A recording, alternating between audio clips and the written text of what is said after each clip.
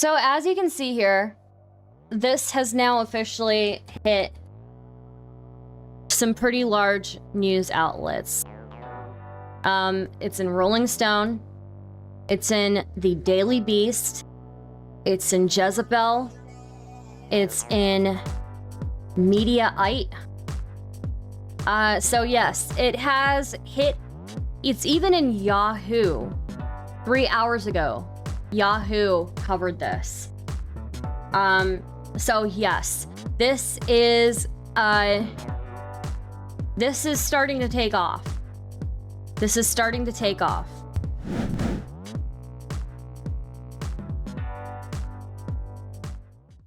Ali Alexander, born Ali Abdul Razak Akbar in 1984 or 1985, is an American far-right activist, social media personality, and conspiracy theorist.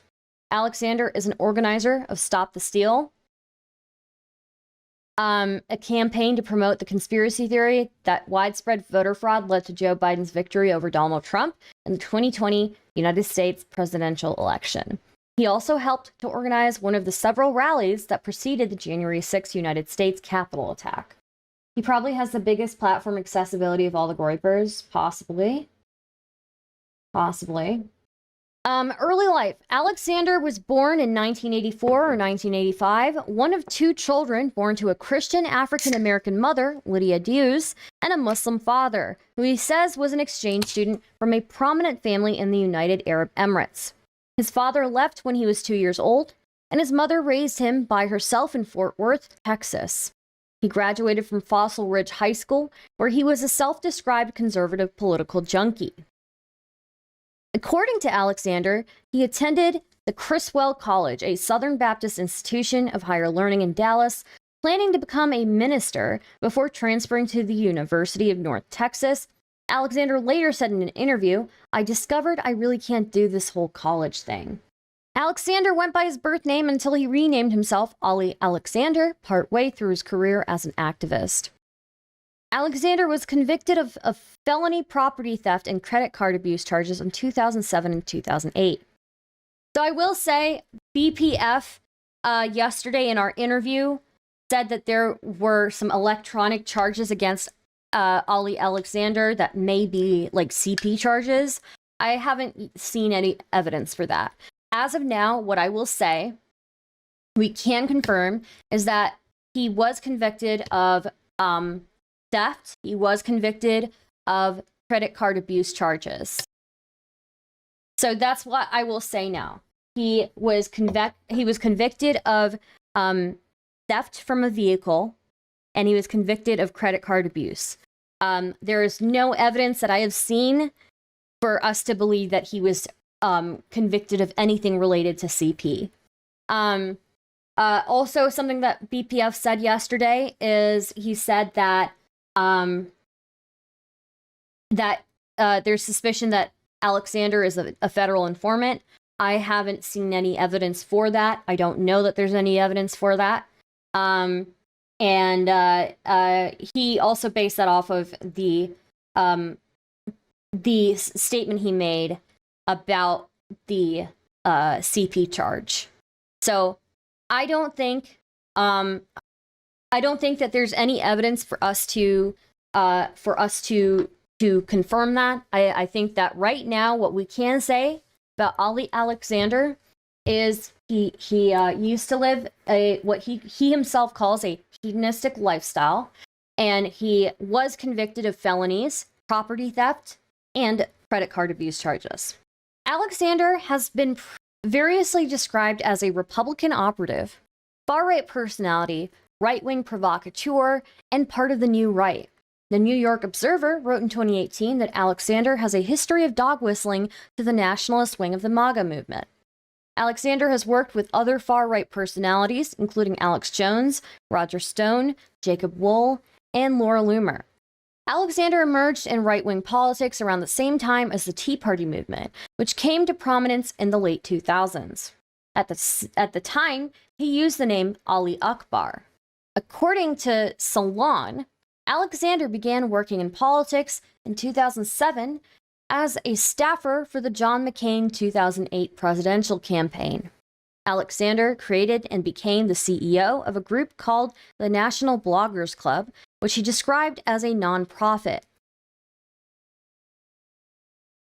However, he never registered the group with the Internal Revenue Service.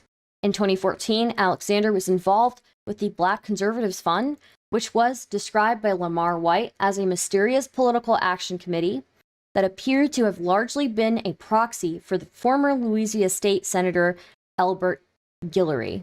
In 2015, Alexander worked as the digital director for Republican Jay Darden's Louisiana gubernatorial campaign. Around the time of the 2016 United States presidential election, Alexander was affiliated with a political action committee to which Robert Mercer donated $60,000. Alexander also helped create a right-wing website called Culture, since defunct. Later, he renamed himself Ali Alexander and became an outspoken supporter of President Donald Trump. Okay. Yo, did you see MTG, aka Large Marge, tweet about this? I did. Kaylor, I will actually cover some of that. All right. Social media. Alexander is a familiar social media personality among American conservatives. In early 2019, he was known for his live stream videos published via Periscope, in which he discussed his conservative and pro-Trump opinions. In July 2019, Alexander attended a social media summit at the White House, an event attended by a mix of politicians and far-right pundits. As of August 2019, Alexander had over 100,000 Twitter followers. In 2018, Jack Dorsey spoke with Alexander regarding whether it was advisable to ban Alex Jones from Twitter, stating that Alexander had interesting points to make. Alexander rejected the idea of banning Jones. Twitter initially declined to ban Jones, but later banned him in September 2018 after multiple social networks took such an action. Alexander himself was briefly banned from Twitter in January 2019, which he said was because he had tweeted at Representative AOC, "I would literally put you down if you came near me, Marxist. I would call 911 to come retrieve your body. Have a good Friday." Jesus, he was unbanned later that day. In January 2021, following the storming of the U.S. Capitol building, Alexander was banned from Twitter, as was the Twitter account for the Stop the Steal campaign. Alexander also used the alt-text service Parler, on which he had 41,000 followers before Parler went offline in January 11, 2021. In February 2021, on a Trovo livestream, Alexander began soliciting donations to build a MAGA megacity and another planned community in South America called the City of Alexander. He also stated he would organize further Stop the Steal rallies and that he was creating tools of creation and tools of chaos. He also called for the abolition of the free press, labeling them systems that control us, and challenged law enforcement to combat if they attempted to arrest him. That's some loony shit, my dudes. After the attack on the Capitol on January 6, 2021, Twitter banned Alexander's personal account and a Stop the Steal account on January 10th. Alexander was also banned from PayPal, Venmo, and Patreon following the riot, and permanently banned from Facebook and Instagram. KXAS TV reported that after Alexander had been banned by PayPal, he continued to earn money through the Christian crowdfunding site Give, Send, Go. In a campaign titled Protection and a Team for Ali Alexander, he raised more than $30,000 over the days following the Capitol riot. KXAS TV reported that the site had also been used by extremists, including members of the Proud Boys, to raise money to travel to Washington, D.C. on January 6th. Give, Send, Go later temporarily suspended Alexander's account after a payment processor used by Give, Send, Go refused to process payments for Alexander. Although Give, Send, Go restored Alexander's account, they said the processor's refusal to provide services might result in Alexander being permanently banned from their platform.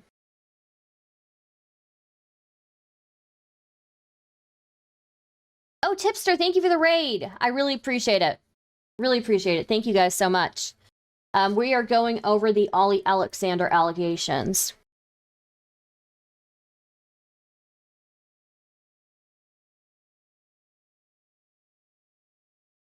Okay. So, He has since began working as an advisor for the Kanye West 2024 presidential campaign. And as you all know, you'll remember Ali Alexander, because when Kanye went on to the Infowars show, Laura Loomer called in. Ali Alexander was there. Nick Fuentes was there. And so that was the infamous Kanye I love Hitler speech, essentially. Not speech, but monologue, I would say. So if you guys recall, right, that was when Kanye went on to Alex Jones' show, said we got to stop hating on the Nazis, you know, I love Hitler, all of that. Ali Alexander was there with him. Nick Fuentes was there with him. Laura Loomer called in. And that was pretty much like the height of the Ye campaign. And I think that ended up causing it to kind of fall off and derail. Promotion of conspiracy theories. Alexander is a conspiracy theorist who has promoted multiple unfounded and discredited claims, including the widespread electoral fraud that led to Biden's victory over Trump in the 2020 U.S. presidential election. Alexander describes himself as the national organizer of the campaign. He began to organize larger rallies in Washington, D.C. to protest the results of the election, sometimes feuding with other organizers over who should be given credit, and solicited donations online to fund the events. So, again, Ali Alexander is a proud organizer of the Stop the Steal campaign, somebody who has been affiliated with Trump, somebody who's been affiliated with Kanye, someone who is very well known in conservative circles. I believe he even worked with Karl Rove at a certain point.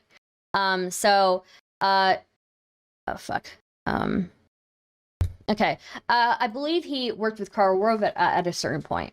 Ilhan Omar and Kamala Harris.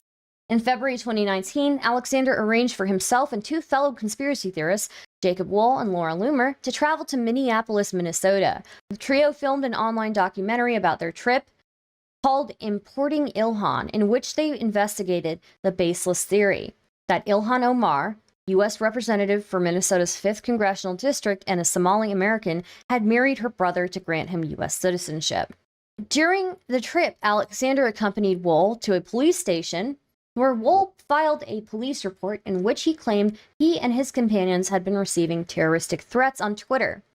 Later reports indicated that threats appeared to have been falsified by Wohl himself, and Alexander publicly distanced himself from Wohl. In August 2019, Alexander gained media attention for what the Washington Post said had been described as a birther-like campaign against the then-Senator and Democratic presidential candidate, Kamala Harris. That month, he tweeted Harris was not an American black, further claiming that I'm so sick of people robbing American blacks, like myself, of our history. It's disgusting. Donald Trump Jr. retweeted the claim, then deleted it. In the New York Times, Katie Rogers and Maggie Haberman characterized Alexander's tweet as having falsely claimed Senator Kamala Harris was not black enough to be discussing the plight of black Americans. Stop the steal! His claim to fame, guys. Stop the steal. In 2020, Alexander founded Stop the Steal, a campaign promoting the conspiracy theory that falsely posits that widespread electoral fraud occurred during the 2020 presidential election to deny Donald Trump victory over Joe Biden. Among the conspiracy theories that Alexander promoted as part of the Stop the Steal was a claim dubbed #Maidengate that people had voted twice by using their married name in one state and their maiden name in another. According to the Daily Dot, the 2021 Epic data breach revealed that Alexander was tied to 122 separate domains, many of which pushed Stop the Steal. Alexander was among the people who encouraged Trump supporters to rally outside the U.S. Capitol building in Washington, D.C. on January 6, 2021, the day of the Electoral College vote count. Alexander named his rally the Wild Protest after Trump tweeted that protests during the vote counting will be wild. The rally was one of the least 4 pro-Trump rallies planned for that date and location. The rally was one of at least 4 pro-Trump rallies planned for that date and location. He planned the rally with Caroline Wren, a former Trump campaign fundraiser, who had been hired by public supermarket heiress Julie Jenkins Fincelli to manage her donation of $300,000, of which the approximate total of $500,000 spent on the event. Alexander announced in several live streams in December 2020 that he had also organized his rally with Representative Andy Biggs, as well as Representatives Paul Gosar and Mo Brooks. In one live stream on Periscope, Alexander said, "We four schemed up of putting maximum pressure on Congress while they were voting." Before January 6th, Alexander self-identified as an official originator of the rally.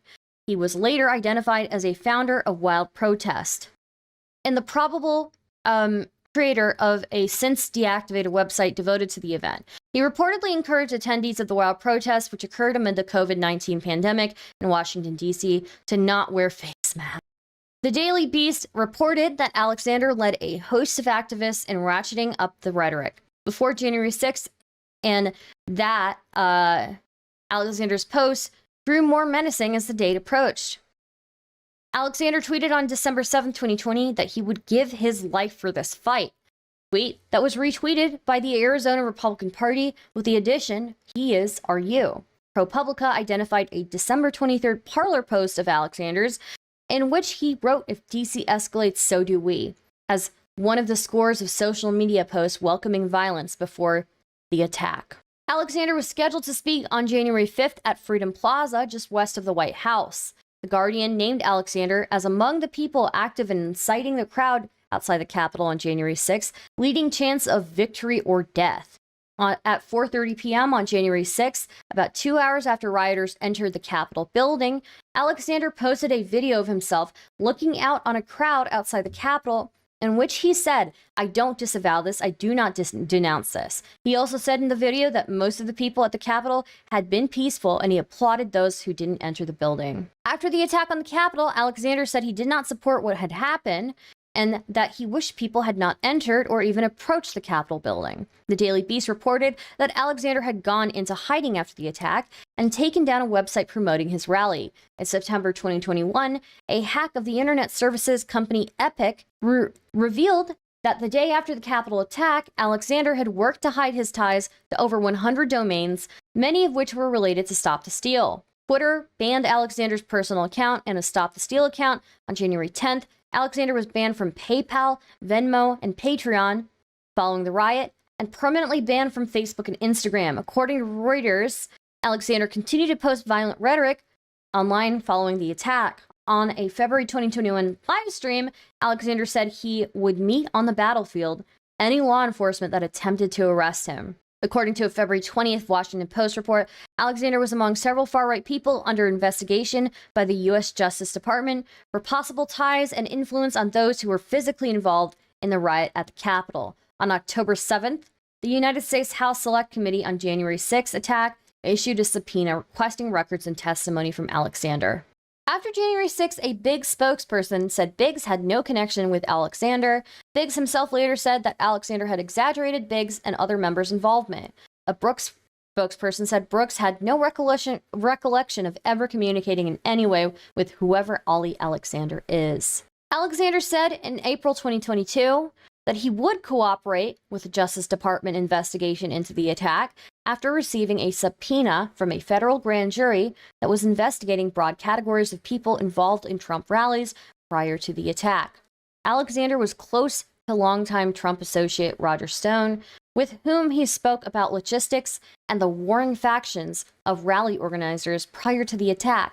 Alexander gave the January 6th committee all of his communications with Stone from the day of the attack. On June 24, 2022, Alexander testified for nearly 3 hours before a federal grand jury.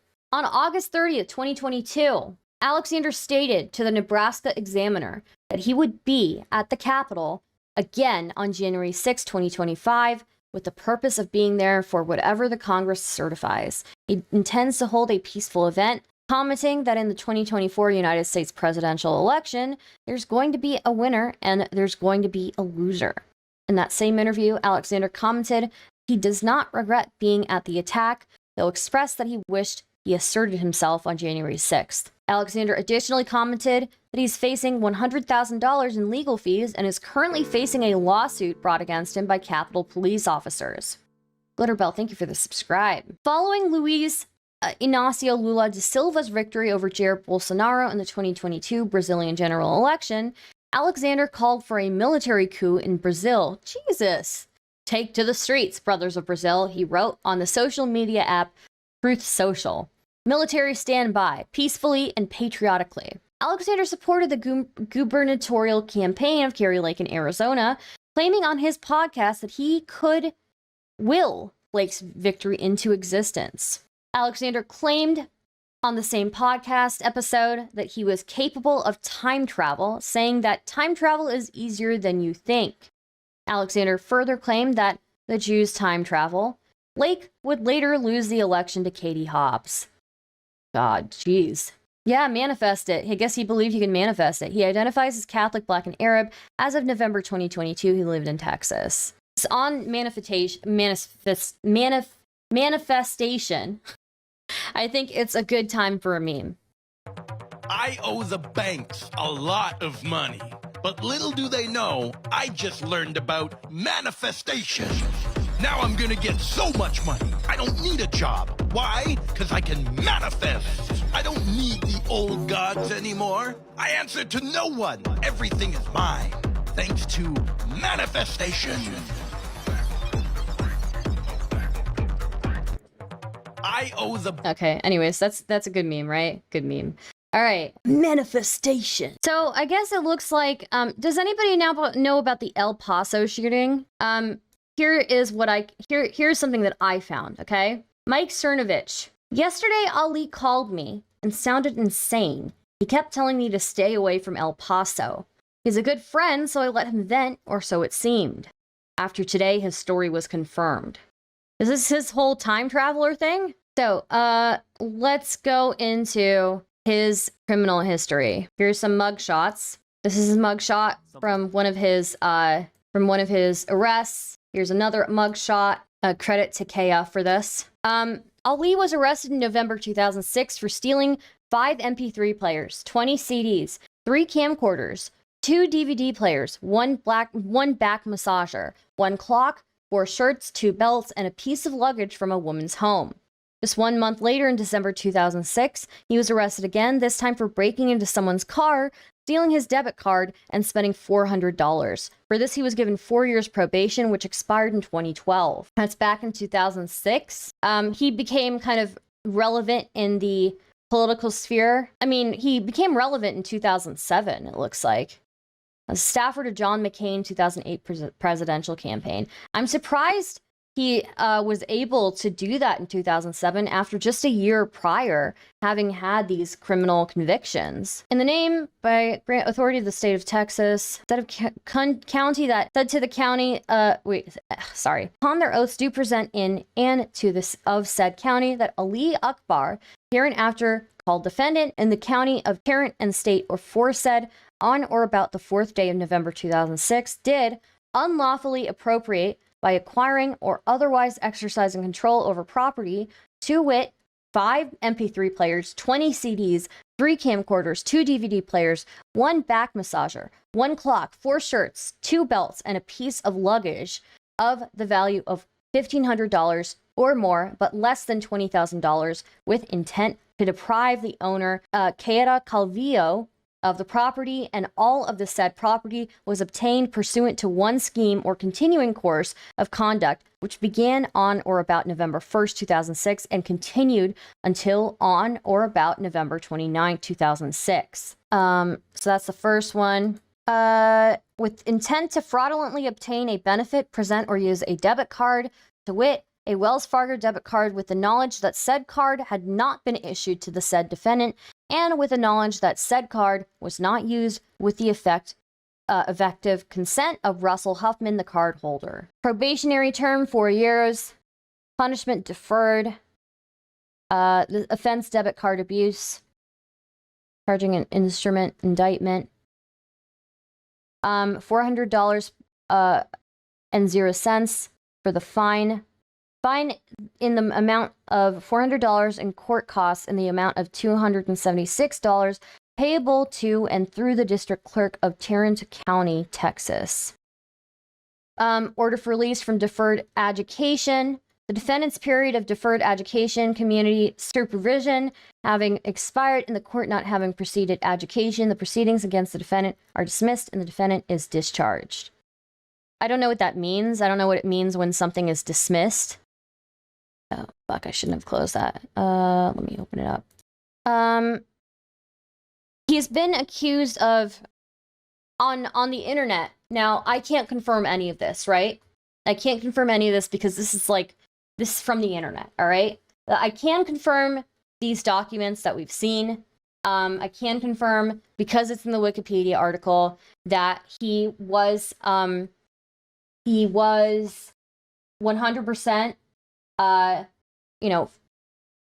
involved in felony property theft and credit card abuse. I can confirm that, right? The next part is there are rumors that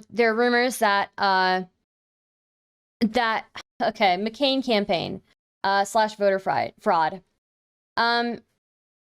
Oh, maybe there is a source for this. Let's see. Ali served on the McCain campaign in 2008 despite his recent criminal history. Well, technically 2007 according to Wikipedia. He was an e-campaign coordinator and a Bloggers for McCain author. He was reprimanded by the campaign after a controversy where he was openly discussing strategies to rig votes for McCain. I sat in on a meeting in my downtown Dallas office and heard an e-campaign staffer with the John McCain campaign, Ali A. Akbar, openly discuss ways to manipulate, rig, and otherwise take an election. And we already saw the El Paso shooting tweet, which is fucking wild. Yesterday, Ali called me and sounded insane. He kept telling me to stay away from El Paso. He's a good friend, so I let him vent, or so it seemed. After today, his story was confirmed. When Ali was subpoenaed, he promptly gave over his communications to the feds regarding January 6th. He's been accused of being a federal informant. Now, Andrew Wilson yesterday in our interview said that he was a federal informant because he must have been caught by the government for CP charges. I've seen nothing to confirm that he has, CP charges or anything like that. There's no way for us to confirm that. What I would say is that there are rumors of Ali Alexander being a federal informant after his cooperation with the January 6th Justice Department investigation. So, pro-Trump rally planner is cooperating in Justice Department's January 6th inquiry. Ali Alexander, who is a key figure in the Stop the Steal movement, said he had received a grand jury subpoena and would assist in expanding the investigation. So, if they want to believe he is a Fed based off of this, that's a different story. I understand it. But I don't, there's no evidence for us to believe that he was actually convicted of any CP charges. There's none at all for that. So that's what I would say. Stop the Steal leader hands over communications. Let's see this. Stop the Steal leader hands over communications with GOP lawmakers to January 6th committee. Okay. Then there's this. January 6th Select Committee released the transcripts of patriots who took the Fifth to protect themselves from this unconstitutional witch hunt that Kevin McCarthy empowered Nancy Pelosi to do. They haven't released mine. I want my January 6th transcript released to the public. Let the public see the evidence which exonerated Trump's and several members of Congress and peaceful intentions. Let the public and press see how lawyers tried to entrap me and get me to turn on Trump, and I refused. Release my transcript and show them how I handed them their asses for 8+ hours. Ali was involved in EA-24. That shooting was, the El Paso shooting was directly linked to far-right extremism. That's interesting. Cooperating with an investigation doesn't make you an informant, LOL. No, I agree, no Cal Mike. I just know that a lot of people apparently think that Ali is a informant. I have no reason to believe that, but if they were to believe that, the reason they would believe that is because of his cooperation with January 6th investigations. The amount of mental illness in that one image is palpable. Jesus Christ, Avalon Apple. Anyways, so you may recognize Ali Alexander as being one of the people that was on Infowars with Ye, Nick, and Alex Jones. Nightmare Blunt rotation. So true. Couple months after starting a cozy channel, Ali wormed his way into being Kanye's top advisor, seemingly with the help of Nick Fuentes, and despite the protesting of Milo. So, apparently Milo openly protested Ali Alexander's involvement in the Ye campaign. He did not want Ali involved. And as soon as Ali became involved, according to Milo, he says that as soon as Ali became involved, he was out. I can't confirm nor deny anything. We can take a look at a couple of videos now, okay? Ever loyal to Donald J. Can you hear Through this? this all, I have remained ever loyal to Donald J. Trump. And yeah, I have a standing VIP ticket that's probably going to get revoked after this broadcast. But I have a standing VIP ticket at every Trump rally. They've thanked me for my service. But guess who didn't thank me? Guess who didn't call me? Guess who didn't call me and said, thank you for loving God. Thank you for loving the truth. Thanks for not throwing me under the bus. Thanks for starting a nationwide movement and not getting paid for it. Thank you for believing. Thank you for bringing the evidence. Thank you for popularizing something that was unpopular and unheard of. That election integrity wasn't polling 5% in the Republican Party, and now it's an 85% plus issue. More Republicans are concerned with election integrity than guns, than taxes, and we did that. So Ali here is complaining, I suppose, he feels betrayed by Donald Trump. He was the organizer of Stop the Steal, and he felt like Donald Trump never appreciated his work. Ali Scopes, Ali Twitter, Stop the Steal. We birthed something when there was one of us, then three of us, then 300 of us, then one state, then 3 states, then 5 states, then 50 states. We did that, and not with the help of the Republican National Committee, not with the help of the Trump campaign, and not with the help of Donald J. Trump. And I've never gotten a call from the man, post J6, with him thanking me for my service. You know who did call me at 3:30 a.m.? Ye. You know, when people say, Ali, are you going to support Ye if he runs, or Trump? I say, I support both. But only one man called me. Only one man, hypothetically, has asked for my help. I've put millions of bodies in the streets. I'm not worth the call. You're going to call the log cabin Republicans, but you're not going to call the man who made the bureaucrats terrified?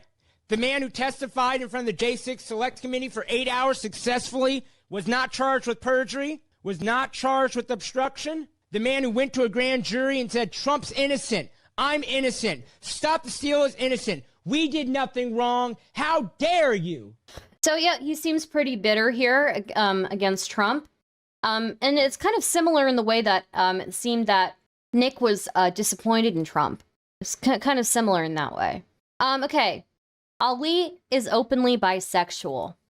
Take a look here. Now, I believe you're pretending to be bi. I mean, thinking about you making out with a guy is one of the most sickening things I could ever dream of. So it can't be true. I'm a great kisser. I'm a great kisser. You've kissed a guy.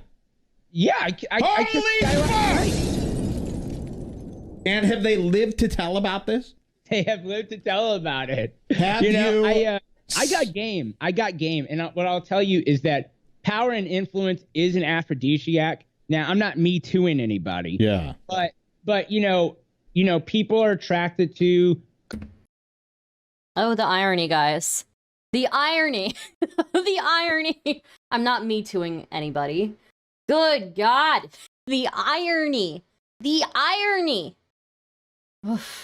Confidence and influence and power and knowing thyself. And what I will say is that, look, I grew up actually very homophobic.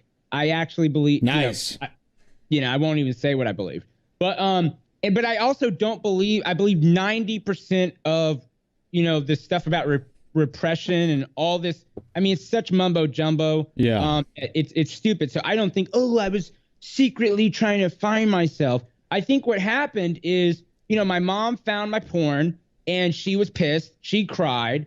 I only had a female figure. I didn't have a male I looked up to. Thank God. Coupled with, I'm not going to say his name, but in 8th grade, this is the first time I've ever told this story. Wow. So publicly, you. at least. And, drunk parties, I tell it all the time. But but this guy on the soccer team gave me a compliment that was very erotic. Wow. And I was like, that's weird. And I was like, how could a guy like another guy? And I was like, well, I think he's cool. I'm cool. So it was like, what's interesting is I think that we don't talk enough about this. I'm going to have to cut you off here. I'm like nauseated from all this. A guy and a guy. Sorry, not my thing. It's awesome. I'll ask you this. Would you ever screw around with me at a party? Do we get drunk? We do. Probably not. I'm not into well, of course. tags. There's every fucking game. I don't even know who this host is. He tells everyone about kissing a guy. Congratulations, sir. Big achievement. Well, look, he is openly admitted to being bisexual. He will openly admit to being, having previously lived a hedonistic lifestyle. Now, I don't know if this next screenshot is correct. I don't know if this next screenshot is I can't verify this again. I cannot verify this. Okay, apparently, supposedly, this is a Grindr profile for Ali Alexander. I cannot verify this. Rumors began swirling in the blogosphere that Ali was having an affair with then 60-year-old former Bush advisor and chief of staff Karl Rove. Apparently this screenshot of a Grindr profile was leaked by political enemies. A blogger reports that Ali's lawyers sent him a letter threatening to sue him over this, but the letter is no longer posted online, and neither is the original letter that included the detailed accusations of Ali and Rove. So these grooming allegations around Ali have been kind of circling for quite some time now. He posted on Instagram, "Is it weird that one of my closest friends is 12? Don't care." Ali somehow ended up managing the internet presence of 12-year-old Black conservative child Darling Koreko Jaquan CJ Pearson, reportedly fundraising $3,000 in his name. While grooming evidence relating to this relationship hasn't been released, this seems questionable knowing Ali's history. He was exposed for soliciting teenage Lance videos for a dick pic. Anything for fame, man? Send me a snap. So would you? Send me a snap. He sent him a snap. Show me your penis. What's that? OMG, dick. I'm not a texter, bro. Ali says I can tell. There's a video of Ali defending Tex with a 17-year-old. Now, I don't know how out of context this is. So. In this video clip, Ali Alexander allegedly is responding to claims made that there was a 17-year-old who had accused Ali of some sort of, sexually explicit conversation with him over Periscope, something of that nature. Let's listen to Ali describe his understanding of the law, and then let's find out what the real law actually says. You can have whatever conversation you want with somebody 17. So if you couldn't hear that, he says, you can have whatever conversation you want with a 17-year-old. Yeah, any conversation. Okay, I'm not going to watch the rest of this video because it's, again, speculation. I can't really confirm it. But yeah, the screenshots of him messaging Lance videos have been circulating for a while. The pictures of his Instagram where he is he has a picture of a 12-year-old kid, and he's saying that he's one of his closest friends. Those have been circulating for a while. So there have been rumors for a few years about Ali Alexander being a groomer, but there weren't really any. It wasn't any like hard evidence yet. There wasn't really any hard evidence. I do believe I've seen the Instagram messages as well, or at least I'd seen some screenshot of some Instagram message, but yeah, nothing was confirmed. And just so you guys know, within these spheres, within specifically this sphere and you know, a lot of these far right people. You've got a lot of fans, and you've got a lot of people who will just make up rumors about each other to get views, and it's, you know, they'll report on these fake rumors, and so you can never really tell what is real and what isn't. So if I were going to be charitable to maybe people who worked with Ali, maybe they heard the rumors, but they didn't see any evidence of it, and they just thought it was another one of those rumors spread within these circles. That's all well and good, but at this point in time, we have actual accusers now, right? Yes. There are actual accusers. Milo Yiannopoulos has gone out of his way to go and interview people. More importantly, they also provide evidence. Yeah, they do provide screenshots, which is very concerning. It's one thing that's interesting about this is Milo is somebody who's known for kind of backstabbing people. Milo is known for somebody who will leak things. He's bragged previously to having a hard drive full of blackmail on people. And yeah, Milo is kind of known for this. He's known for being a snake, right? He was the one who infamously leaked that recording of Richard Spencer talking about Nick Fuentes. I do believe even Nick Fuentes and Milo were on bad terms for a bit. And Milo also recently, like a few months ago, tweeted that his goal was to destroy Trump and the Republican Party because he felt like they betrayed him. So I don't know if he still holds that view today. But knowing Milo, he sits on things for a long time.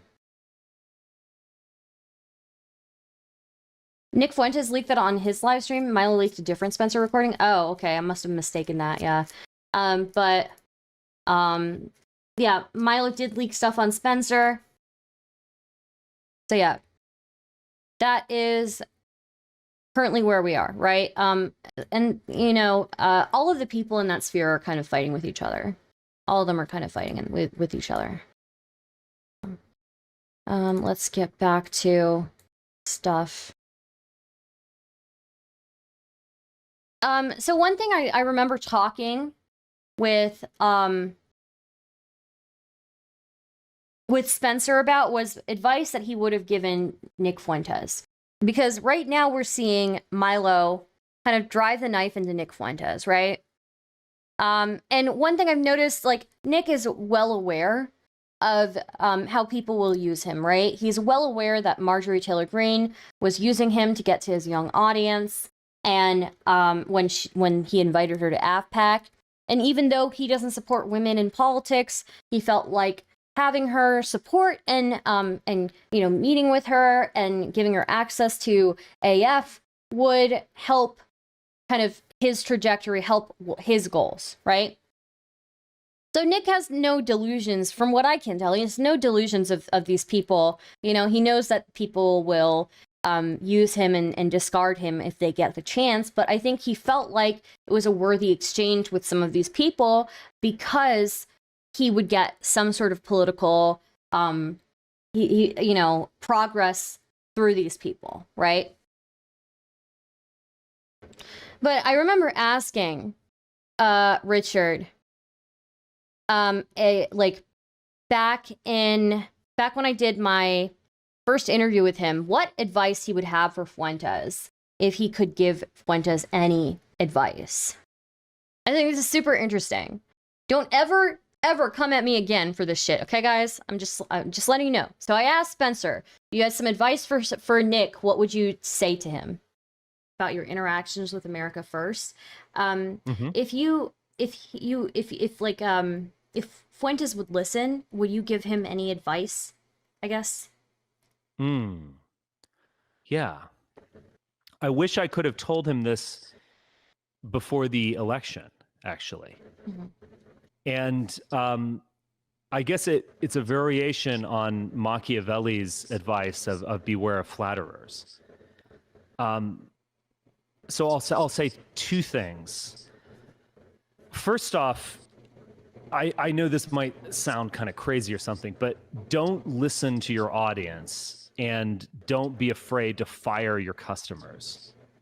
And that is, your audience does not have your best interest at heart. Your audience will very well like to treat you as a kind of dancing monkey. And they want to push you to more extremes and to be more outrageous and so on. And they're going to reward you for that, but that's a very short-term reward. And they will also dump you the second they decide to on a whim or something. So you have to be true to something, a principle or yourself. You can't be true to your audience, because particularly his audience, Yeah. which is just genuinely horrible, crazy, schizophrenic. So this is interesting, right? So you have to have some principles. You have to be genuine to those principles, right? And that's interesting that Spencer says this here, because I know that Nick, he doesn't believe that women should be involved in politics, yet he was willing to work with Marjorie Taylor Greene in advancement of his interests, right? So you can kind of see what Richard is talking about here, if that makes sense. Don't be a dancing monkey for your audience. Schizophrenic incels. But the other thing about it is the beware of flatterers. Beware of those people who want to use you. Yes. And beware of the people who want to use you. This was decent advice from Spencer, right? Because now we have Marjorie Taylor Greene, who was willing to use Nick, and we have Milo Yiannopoulos, who was willing to use Nick, and both of these people have backstabbed him. Both of these people have used him and backstabbed him. And so it's interesting. You can see how not being true to your principles has played out. You can see how letting people use you has kind of played out, unfortunately, or fortunately, depending on what side you're on. So. And it's like Nick was clearly very much in bed, figuratively, but perhaps literally, with people like Ali Akbar. And I forgot about this. Ooh, I forgot about this. Okay, this is interesting. Other in bed, there's people who want to use you. And it's like Nick was clearly very much in bed, figuratively, but perhaps literally, with people like Ali Akbar and the Women for America, Women for Trump, and Women for America First, and all of these people who were promoting the Stop the Steal stuff in J6. They saw him as someone who has an organic audience. So I believe, all those accusations about like he was pumping up views or whatever on, I don't care. He has an organic audience, and he had tons of people watching him, and they resonate with him. He is their representative to the world in many ways, as kind of an anons. And they saw that, and they want to use that and use him. And they might very well tell him that, you're an amazing figure, you're going places, we love you, we're loyal, all that kind of stuff. They're not. And he was, I do think he got, he was feeling himself and got overly excited about some things during 2020. But the main thing is he was also clearly integrated with, whether it's like Amy Creamer, I believe is her name, or Ali Akbar or Alex Jones or whatever. All of those people want something from you. They don't actually like you. They like your audience. All of those like all those idiotic. You can say the word. I'm not offended. But yeah. I don't want to get you banned or something. All of those MAGA retard, Paul Gosar, Marjorie Taylor Greene, they don't care about you. They want your audience. Yeah. And they will go, you have an organic audience that you've created. They will go and try to steal your thunder, suck energy from you, or suck your blood like a vampire. And that's all they're interested in. They're not interested in promoting you or saving the white race or whatever it is he cares about. And so Yeah, that's what I would have told him, but I think it's actually far too late for my advice. What a fucking read. What a fucking read. I cannot believe that he even mentioned Ollie Alexander. I cannot believe that. I forgot completely about that. So yeah, his advice here was like, hey, don't let these people use you. They will not further you. They will not further you. They will not amplify your thing. What they want is your audience. And he warned against Marjorie Taylor Greene, which is, you know, truly somebody who did end up backstabbing Nick Fuentes. And looks like he's warning against Ollie Alexander here, or Ali Akbar. So that is something, you know? And there's another interview where I did that I did with Spencer, where I asked him about some of this. Let's see here. So also last time when we spoke, I had asked you if you had any advice you would give to Nick Fuentes. This is back before all of this developed, right? What advice you would give to him. And what I remember, one of the things that you said had to do with people using him. You were very, very cautious. You said if you were going to give Nick Fuentes any advice, you would be... Oh no, did the dog see me? No. No. Okay. Zeus, sorry, terrible here. joke. But sorry. Is it a German Shepherd? No. No. Okay. All right. Terrible joke for me. Stereotypes. Sorry. Round person. No, Zeus, stop, sit, shake, stop barking, down. Stop, down. Good boy. Yeah. Right. What was I talking about? I don't even remember. My advice to Nick was don't get used. Yes, don't get used, right? And I think that was interesting because I remember a few years ago when you were kind of seen as like the leader of like this alt-right movement, and then Milo kind of came in as well and started to kind of siphon some of that support that you had and started using it to give himself momentum. I guess I kind of like, I saw it in that manner. Would that be an accurate kind of assessment of what you think happened, or? Well, so I think it's different situations. I definitely think that the alt-right of 2016, 2017 actually remains attractive. Mm-hmm. And the mainstream right will denounce it, but the mainstream right will also try to be it. You know, and I've noticed there's one guy named, I think his name's Benny Johnson. Is it? Mm-hmm. He's like with TPUSA. Mm-hmm. And I saw this video of him of like, what do you meme, or like the meme war or something, and he did all this 80s kind of retro wave. Anyways, I thought that was interesting, right? Because Milo is somebody who did very openly stab Richard in the back, even though I don't think they were ever on particularly good terms. But it's something that's interesting, right? He gave this warning about, don't let people use you. Don't let people use you. They will use you to access your audience. So I thought that was super, super interesting. You don't think I do useful interviews? I mean, okay, not to pat myself on the back too much. So super, super interesting.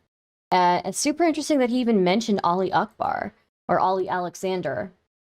Sorry, that was well done. Thank you. This was a great interview, Stardust. Fuck it. Thank you. There's a method to the madness, guys. There's a method to the madness. Stellar work. That interview definitely gives the impression people around Ali knew something was up. Yeah, definitely. Definitely. You know, you should have Richard on again. Well, it's interesting. I think Richard is completely disconnected from the sphere, so he doesn't even... I don't think he's even aware of what's going on right now. Stars, are you defending Ali in this stream? Because that's what it seems like. The glitch. Are you fucking retarded? Do you have a pulse? Some of the people, I swear to God, I see in my chat, I swear to God, you guys barely have a pulse. You're just barely hanging on. Barely paying attention. If you think I'm doing anything But reporting on what I'm seeing here, you are fucking retarded. Anyways, so that was super interesting, right? Super interesting. Okay. So I think that kind of shows some interesting stuff about the dynamics. AU Studios, I did not say that. That is according to Mike Cernovich, not me. That's according to Mike Cernovich, not me. I do not know that I endorse that. You know, I don't know that I endorse that as a fact or anything like that. If I said it something like that I like somehow, you know, believe that truly, then that's my apologies. I did not mean it that way. I was just reading the tweet from Mark Cernovich who said that. Okay. So if it were true, now you know, that's the allegation from Mike Cernovich. Yeah, that's it. That was a tweet from Mike Cernovich saying that he warned him about El Paso. Now, I don't know if that's true. I apologize if I came off as saying that it was true. But I was just reading it. All right, next up, we're going to look at the Telegram for the Ali files. Now, I did get a message from somebody within the America First group, and I'm going to read it on stream. But essentially, here it is. We completely disagree with what is being pushed by Milo's camp. Milo is a notorious known liar. It is true that Milo warned Nick about Ali, but he also warned Nick about many other people, including JLP, which the evidence for him being gay was shoddy at best. Nick never trusted Milo on almost anything. So the fact that he withheld information from us, we see as nefarious. We see this as an opportunity to strike back and Nick, because Nick is continuing to work with Ye. We obviously strongly oppose homosexual behavior, and we do not allow that in our circles. These events all happen with people either outside of AF or before AF was a political movement. If we see any homosexual behavior, they are immediately removed from any organizational involvement. This is besides the fact that Ali was never a Groyper, never was involved in the AF org. The only reason Nick is involved is because Ali and Nick were not enemies, and Milo is looking to damage Nick's public image after Ye decided to stick with Nick and not him. So that's kind of what somebody said to me. We'll go on to, I keep track of a lot of different people on Telegram. I never use it myself except to read things. So around the time that all this is coming out about Ali Alexander. Once again, I'll also remind you guys that, you know, these rumors have been circulating on the internet for quite some time. But again, within these far-right circles, everybody makes rumors about everyone. So it can be very, very hard to verify what's true and what isn't true. So it's very plausible. It is plausible that people who worked with Ali Alexander didn't know how true these rumors were. It is it's plausible that they could have thought that it was just another thing made up to sell a show, right? So it's plausible. It's definitely plausible, right? And they made a good point in that message to me that it's that the fact that Milo sat on this for so long is also very suspicious. So I won't deny that. And again, I'll reiterate, Milo is known for being a backstabber. Milo is known for spreading the information that turns out to be false, right? I will say that much. Milo is known for spreading information that turns out to be false. It wouldn't be the first time, and I'm sure, I said the other day that he was lying. Maybe lying isn't the right word. This happens with reporters a lot. They'll get some information, they'll report that information, and then find out that information isn't true, right? So it's fair enough for people to even doubt Milo on this, right? Because Milo does have a history of being incorrect on things. But Milo also has a pretty good history of keeping receipts, right? When he has receipts on something, he has receipts. He has receipts. So that is where we're at right now. And he started this Telegram channel called the Ali Files. And he is basically putting everything that he has on Ali Alexander in this telegram. And I think Dalton wants to jump on as well. So I may talk to him for a little bit here. But I don't know when he wants to jump on. So I forgot that Milo also threw Lauren Southern under the bus too. Yeah. He said that basically she was sleeping to get to the, she's sleeping for political gain or whatever, sleeping with people for political gain. That's apparently not true. That's not the only thing that he said that's been untrue. He back in Gamergate, he was reporting things that turned out to not be true, right? So, it looks like he's ready now. Honestly, this is all making me pretty impressed with Milo from a Machiavellian view. I'm surprised that Spencer called it so fucking quickly. I'm actually pretty surprised at that. The fact that he mentioned Ali, however, 8-9 months ago, maybe 10 months ago. Okay. Let me see. Let me call him.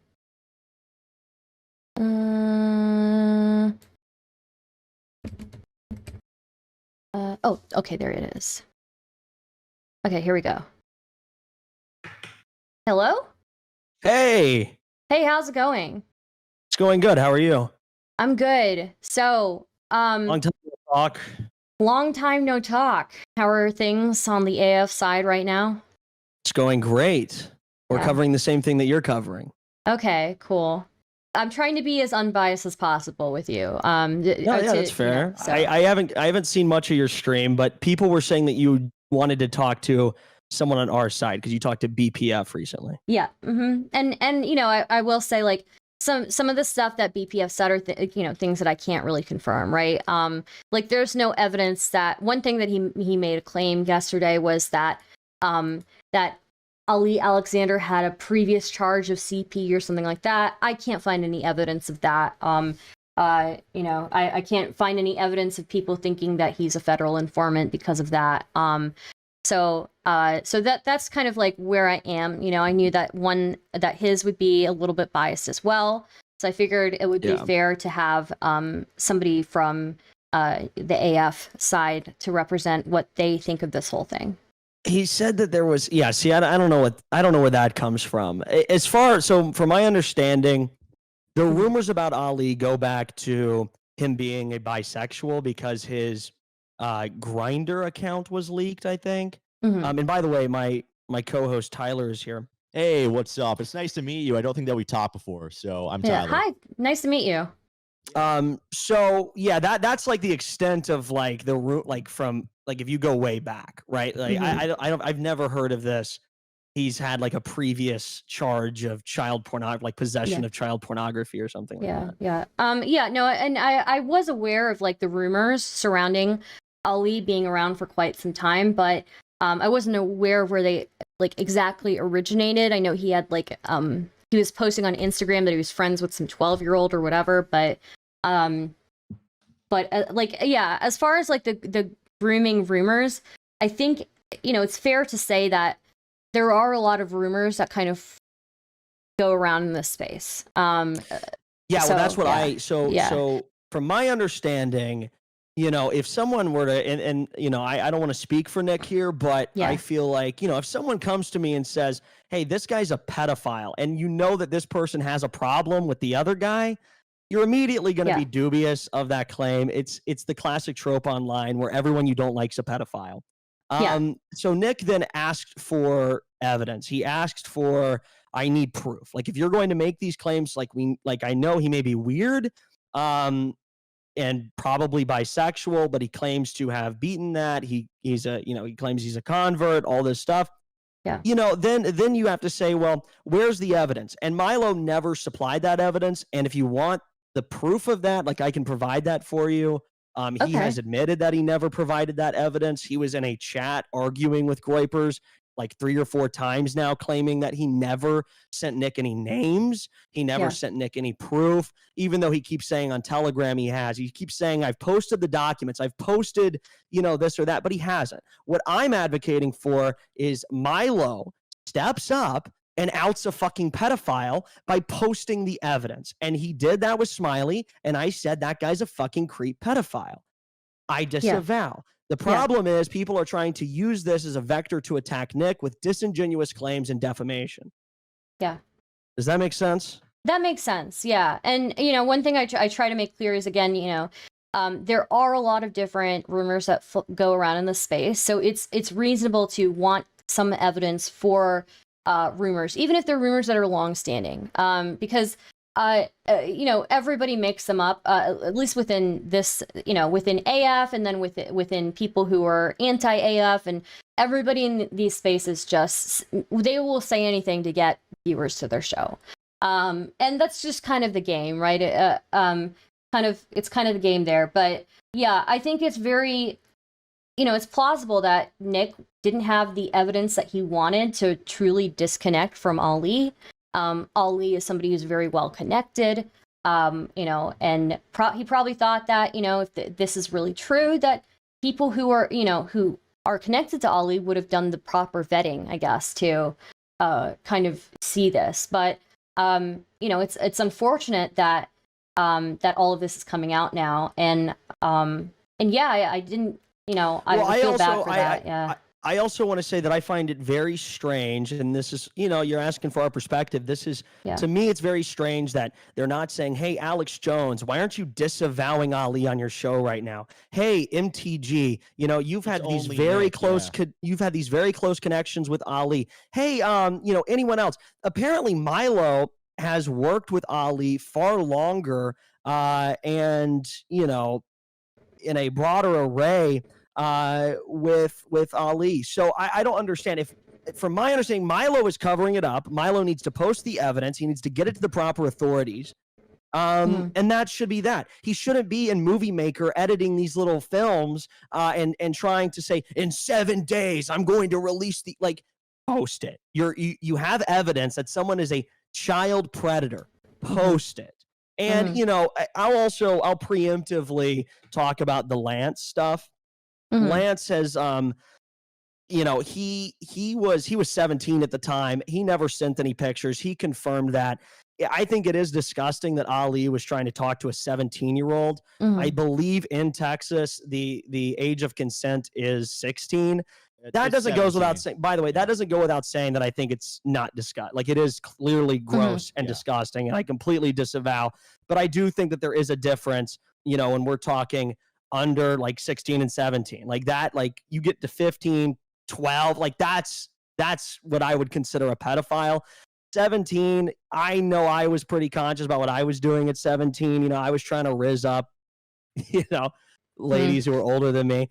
And that's pretty typical, but now Lance is trying to leverage this, and I'm assuming, and what a lot of people are assuming, is that Milo is promising him some type of job with MTG, right? Because why would this just now come out? Lance has just been sitting on this. He's just now making a big stink about this. He's just now trying to claim that he was groomed by Ali when it was really only one text exchange and no images were sent. I just don't buy that. Yeah, it's pretty simple, right? If something like this happens, you tell the proper authorities and it's dealt with. And if somebody has evidence of it, you release the evidence. Right? Yeah. It's but it's all these games. It's all this behind the scenes scheming with MTG and trying to blow it up to get attention. Yeah. And it's simply it's all disingenuous. It's all these bad faith actors. And once again, I just want to reiterate too. What the fuck does Nick have to do with this? It makes no sense. Ali's been around since the Tea Party days. Yeah, and Milo people that Ali has hung out with before is a lot. A lot of people have hung out with Ali, right? Yeah, Milo confirmed that he never told Nick or gave Nick any proof. It's really that simple. Okay. So, and once again, I'm not trying to defend the actions. I just want to say I'm not trying to defend the actions of Ali and Lance. I just think that it's really weird that Lance is doing this now. And I still think it's disgusting. I think homosexuality is disgusting on any degree. Including that of an old guy with power and influence attempting to get nude pictures from a teenager. I think that's gross. Yeah. So I guess what I would say is that it seems that people feel like because Nick wasn't aware of this, well, basically the argument that I heard is that either Nick must have been incompetent in this, and these are not my words, right? This is Andrew Wilson's words, right? He must have been either completely incompetent in this, or knew about this and let it slide. What would you say in response to that? Well, like I said, I can send you I can't do it through Discord. If you have Telegram, and you can send me your Telegram, because I can't log into Discord on my phone or I'll get banned. Sure. I can send you the evidence of Milo saying on multiple occasions that he never gave any evidence to Nick, and simply just made claims, empty claims. Yeah. Okay. And then I saw that Smiley, somebody who is within or is affiliated with AF, came out and said that Ali had approached him as well for pictures, and that that he did send him a picture. Is that true? Wait, Ali approached Smiley? Is that what you're saying? Yeah. Mm-hmm. Yeah. So that was the first one that was confirmed. Yeah. Okay. On Wednesday. Yeah. So that was, and Milo has had that for a year, over a year, and didn't tell anyone. Mm-hmm. And we can confirm that through other sources because we know who told Milo. Yeah. Mm-hmm. Mm-hmm. Okay.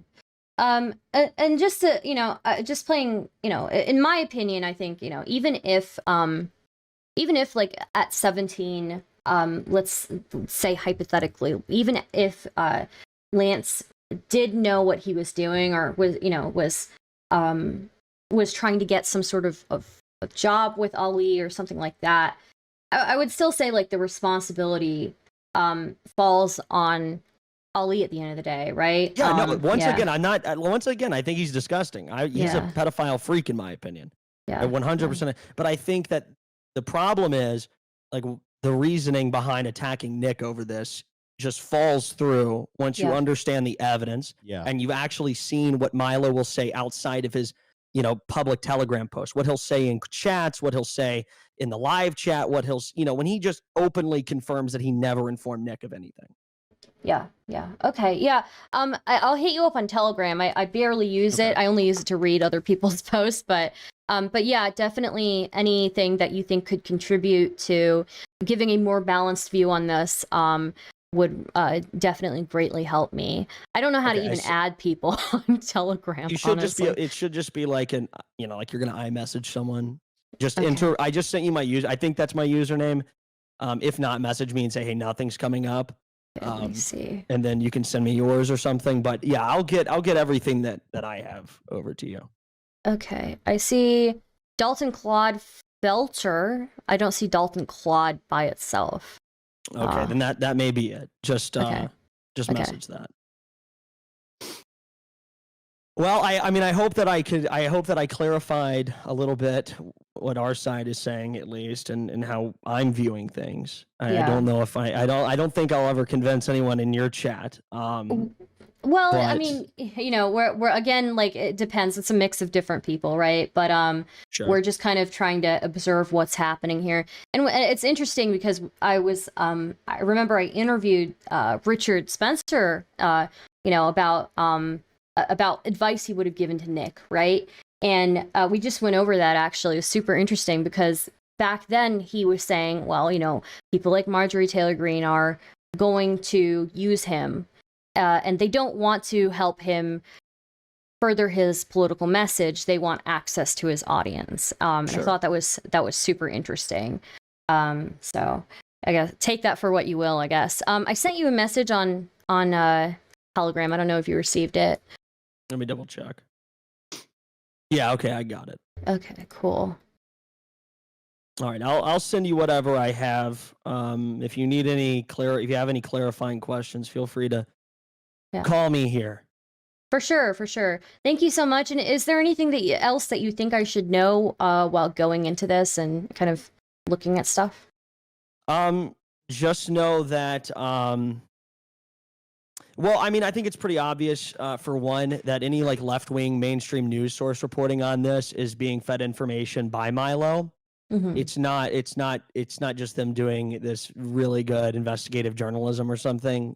Milo is working and coordinating alongside left-wing journalists. I'm assuming Right Wing Watch is included in that. And along with Gabe Hoffman and a bunch of other well, not even popular, but Jews. Jews. I don't know if I can say that, but Oh yeah, we're on Twitch. yeah, Oh shit. no, we're on YouTube, so I think I okay, think she's okay. It's But fine then. It's fine. Yeah. yeah, so just be aware of that, you know, where you're getting information from, but that typically goes for Yeah. anything. And then Yeah. the other thing too that I think is a pretty important point is that this past year there's been proof multiple times of some kind of organization or funder or something approaching people trying to pay them to attack Nick. $100,000 was put up to attack Nick, and this was given to. And we've had people like come up to us like when me, Dalton, Nick were in DC recently. We had somebody come up to us and just be like, "Hey, yeah, I got offered a bunch of money to attack Nick. Like it's crazy." Yeah. So like that's going on too. So I have a question from chat here. Sure. Did it ever cross Nick's mind to when he hearing these claims about Ali to confront him directly about it?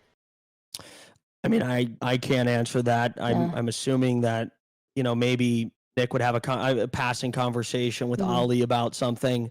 I have no idea. I mean, this is like years. You know, this isn't just a few days. This has been going like these. First of all, the rumors that he's gay or that he was gay were going on for as long as I can remember. Yeah. You know. Yeah. And the whole thing there is, I think that everybody knew that he used to be gay. That was the saying thing. that he Well, just like changed, Milo, just right? like Milo. It's the exact same Milo story that he changed from being gay. Yeah, and also keep in mind too that the person saying this, Milo, by the way, is accused of drugging up young boys at his college campus tours and then having sex with them. Like this is something that multiple people have confirmed who worked alongside Milo around this time and are very open about talking about. So I'll send you whatever I can. Yeah, that would be great. And then I think there was one other thing I saw from the chat. Nick made, I guess, a statement yesterday or the day before, essentially saying that like at 15, you know, even if these things are true, that at 15, you know, people know what they're doing. And I guess the only thing I would say in response to that is that, you know, even if like, well, hang on, I just want to pause you right there because that's going to be taken in a totally different direction. What Nick was really saying was in the messages, and Smiley talked about this, when Smiley was engaging in this conversation, his aim was to get, you know, to get political connections through Ali. So in that aspect, he did know what he was doing this. He was engaging sexually with Ali for a purpose. Yeah. Even at the age of 15, like that was a conscious decision that he was making. Was he young and probably naive and retarded? You know, not, you know, silly. Yeah, being a little silly. Sure, absolutely. Yeah. I think that Ali in that instance is a terrible person. He's taking advantage of a young guy who wants political connections. And I do, like, once again, I think he's a fucking pedophile freak. Yeah. Degenerate. Yeah. And I totally disagree. I'm pretty sure that on the Weekly Sweat, when Smiley was on there, he said that and he confirmed that, right? Yeah. He was on the Weekly Sweat. Yeah. So Smiley said that. Yeah, Yeah, Smiley's also done thing that he knew what he was doing. Smiley has also done a stream and has answered a lot of questions and has put out some public. I don't know if you've seen the public statements by Smiley, but he's put out some public statements. Yeah, I haven't seen it. I guess I'm just looking at what Nick has been posting on Telegram as well. But I think he had forwarded at some point something from Alexander, but I don't see it anymore. So he may have deleted that. Oh, right. What's with the posting of addresses here, guys? I don't know what are you talking about. There's the MTG thing. Oh, yeah. MTG. So the connection there is because that is a home that is being funded by MTG's donors and is housing. It's a campaign house. Yeah, it's a campaign house housing Milo and his husband's. You know, or his husband's gay sex orgies. Okay. All right. Well, Yeah. I mean, obviously, like, I kind of have to disavow that, but yeah, thank you for answering all my questions. I do appreciate it. Sure. Yeah, absolutely. Anytime. Yeah. No problem. Yeah. Bye-bye. Yeah. Thanks for having me on. Thank you. Bye. Yeah. Okay. Well, that was interesting. I have to say, I disavow the comments about like homosexuality. Obviously, you know, I'm a different political leaning to these guys. I do think homosexuality is completely fine. But you know, being predatory towards children is not, right? So, yeah. Who are these guys? That was Dalton Clodfelter and his co-host Tyler. They are affiliated with AF. So, what about the Jew comments? Obviously, I disavow that as well. Yeah, disavow that as well. Very, very different political leanings from these guys. So, which is funny because I'll go through some of the screenshots that I see here, and I'm like, God, dude, like, why are these guys like this? You know? So, yeah. Yeah. Yeah. Interesting. Well, one thing I do have to, you know, what chat was you? Oh, I was looking at, I look at a mix of Telegram and Discord and stuff, so. You disavow the gay sex or look, I think that as long as adults are doing stuff with adults, then I don't. It seems like they care more about the homosexuality than the pedophilia, which kind of strange. I hate to say this, Moot, but the reason why they care about it, or they phrase it like that, is because I think they view the two as analogous. They view the two as analogous. So, Bragg, are you serious? Are you really serious? I know you weren't like in a debate or looking to fight, but I wish you pushed back against those comments when they come up. It feels bad because I know you don't agree with them. Motherfucker, I'm trying to get information on an ongoing drama, and you want me to start debate broing the guy in the middle of asking for information on drama? Obviously, I fucking disagree with that stuff. I'm a liberal, okay? I'm a liberal. I disagree with most of the stuff that they say. Holy fucking shit, you guys are fucking stupid as fuck. Oh, okay, fair enough, haha. No, dumb fucking comment. Dumb fucking comment. Seriously? I'm gonna start debate broing somebody in the middle of them taking the time to tell me their perspective on a very heated drama that's making national news? Really? Really? If you don't virtue signal, you're platforming irresponsibly, Star. True. Yeah, I guess I just have to virtue signal all the time for you people.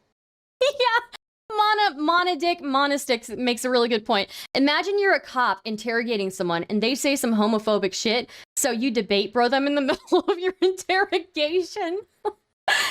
Glitterbell, true. She's literally the first to report this shit. Also fucking true. You guys are fucking stupid. Seriously. Yeah, you guys think that I would have gotten, like, people are like, oh, you should have debated Richard Spencer. Do you think I would have gotten the insight that I did, the advice for Fuentes that Richard offered at 2 different interviews that gave us insight today? Hello? You guys are so fucking brain rotted. Don't even know what the fuck I'm doing. Let's take a look at the Ali files, and I think the drop happened.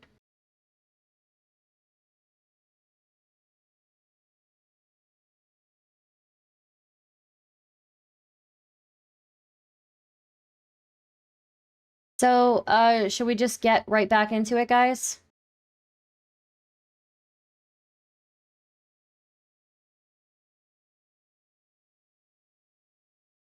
Avowing, Michael? Is me interviewing somebody avowing somebody? Okay, let's go to the Telegram, all right? Man, I swear to God, people are retarded. They really are retarded.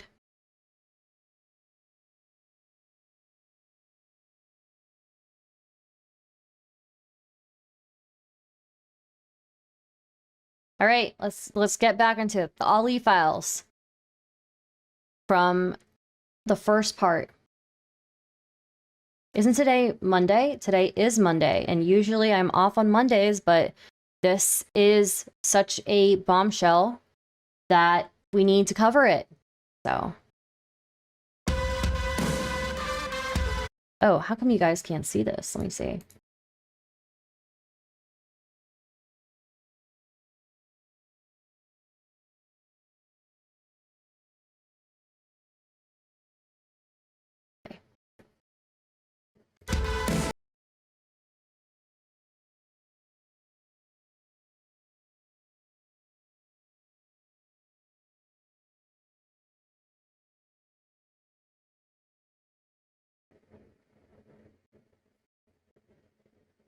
He first contacted me via Instagram DM, and I believe that he saw me like some of the ideological dark web content, and from nowhere I realized.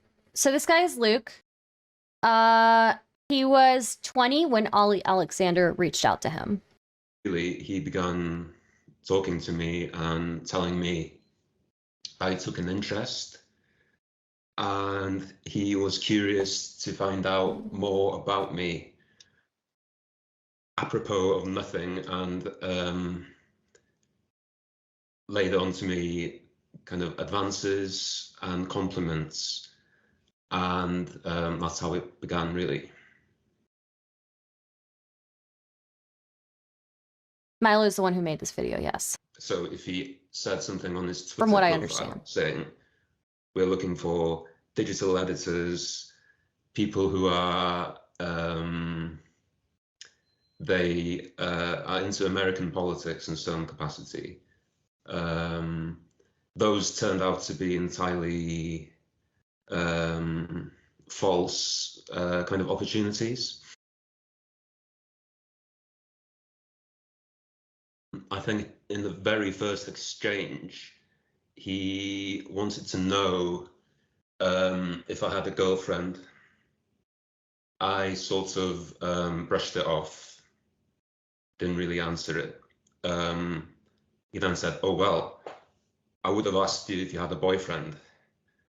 And that struck me as a strange thing to say from someone who allegedly is professional. And no, I thought it was entirely inappropriate. He told me, he sort of implied that I wasn't reaching my full potential. And a pattern I've noticed is that he will say, should you want to meet me, then I'll be more than happy to help you. But he wanted to be controlling, I think. And somehow, again, this sort of idea of him being overbearing comes in. He's a bit of a parent. He takes charge all the time. So was he it never clear to promised you anything. when he asked you, why aren't you my Wales boy? What did you understand that to mean?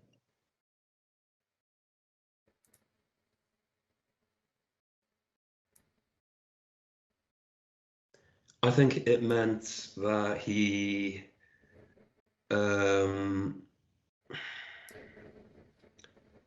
there's certainly the factor of having to control the interaction and the defensive nature of why aren't you my Wales boy? Again, it disappointed me because somehow it didn't even make sense in terms of syntax and the phrasing. And it tells you something of the nature of this person.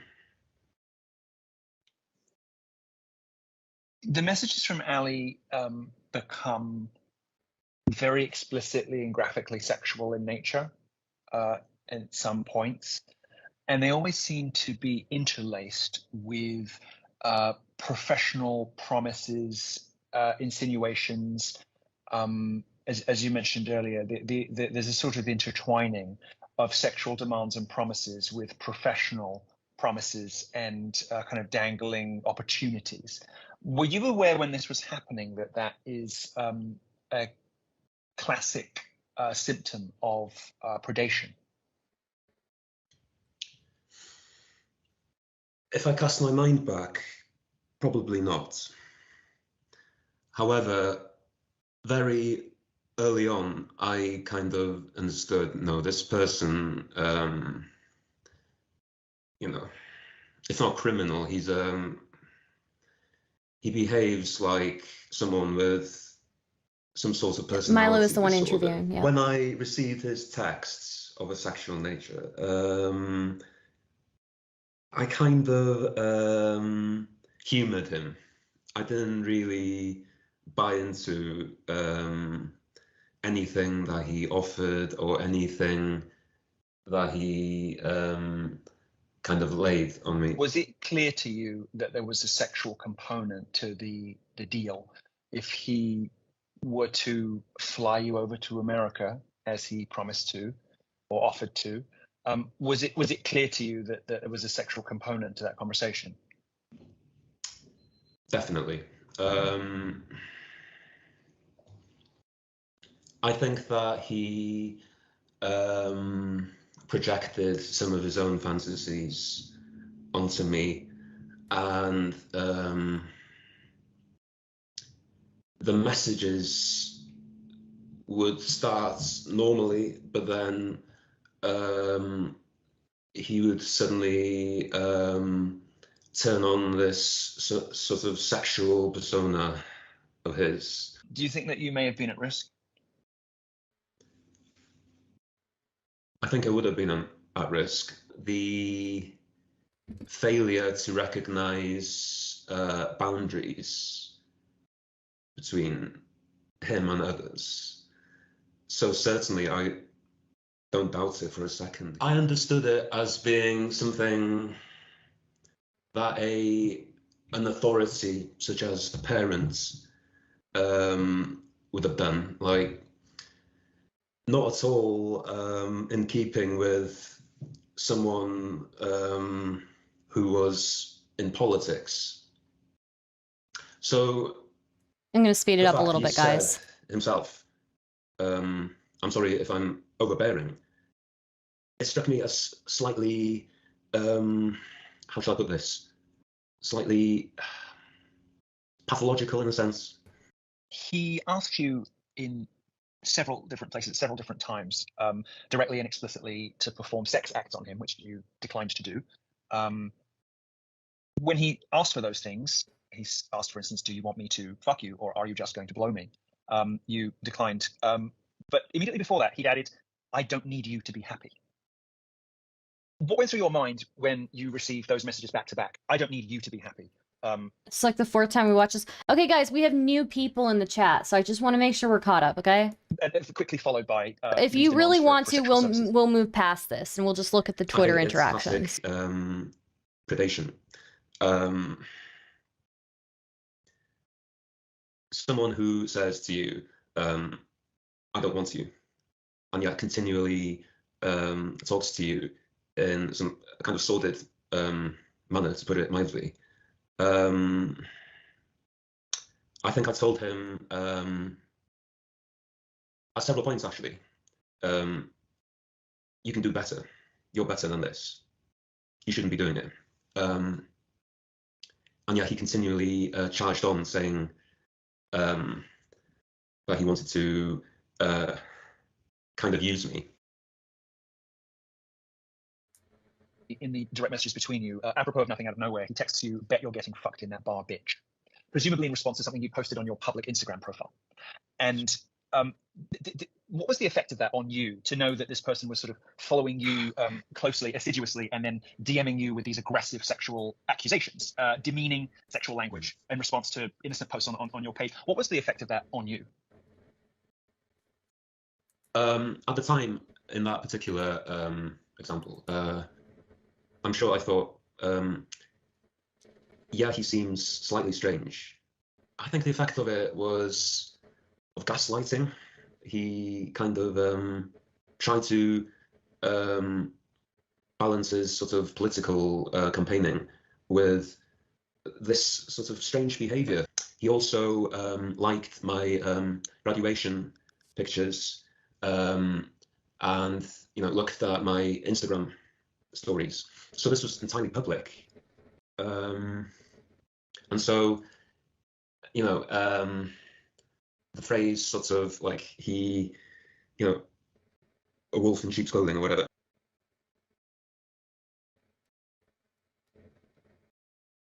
I think I pitied him. I think he knew what he was doing and he thought that he could take advantage. And so I kind of ignored it or told him to back off, really.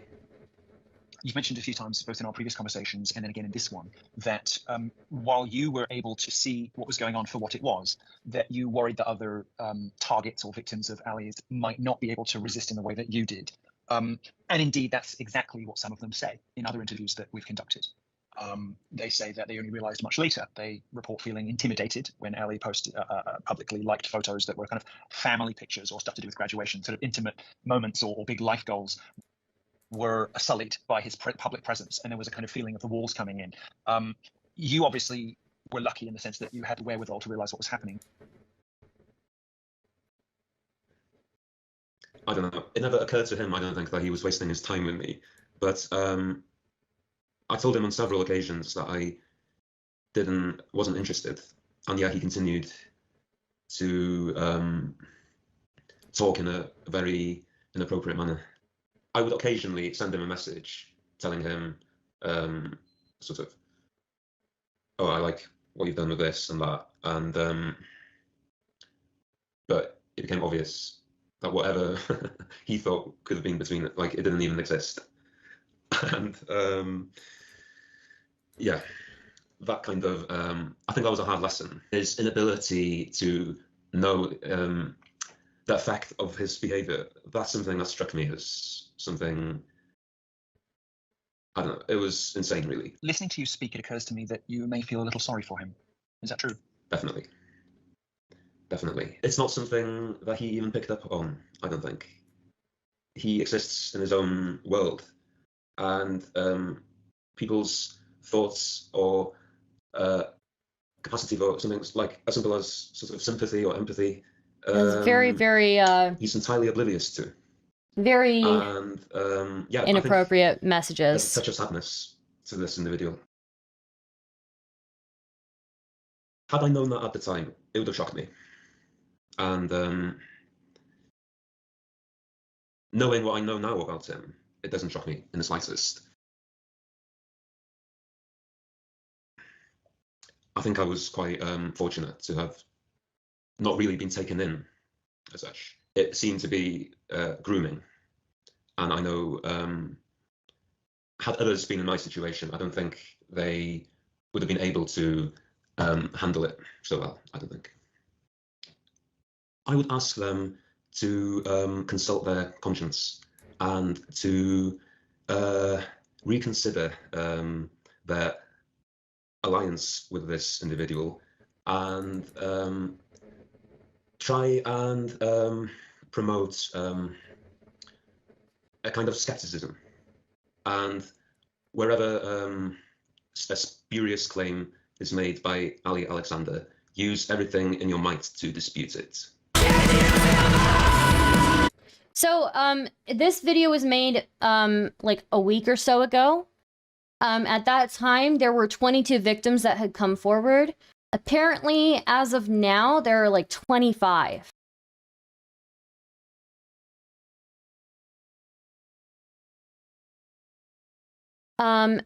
So... yeah. That was not Smiley, no. That was not Smiley. Yeah, I would say Milo or whoever's editing these videos, you gotta balance the music with the general volume, you know? You gotta balance the music with the general volume.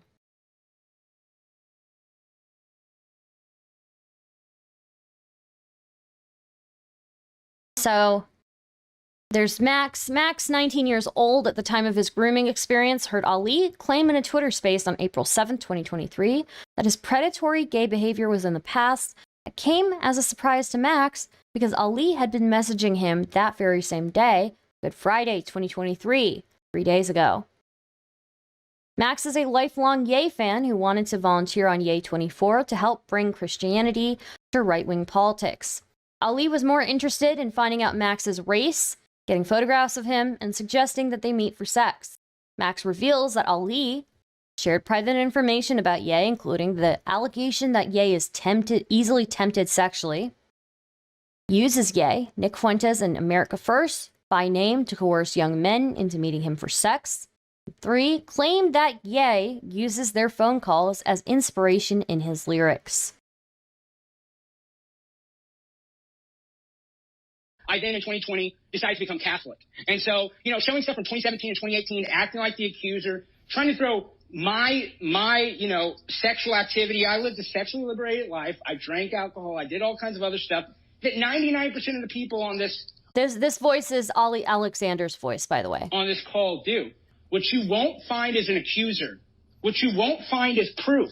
What you won't find is a victim. I got the world in my hands, the master plan, but I don't know why I keep calling, why I keep all of these girls in my shows. They love me, but I don't know why I keep calling, why I keep calling you.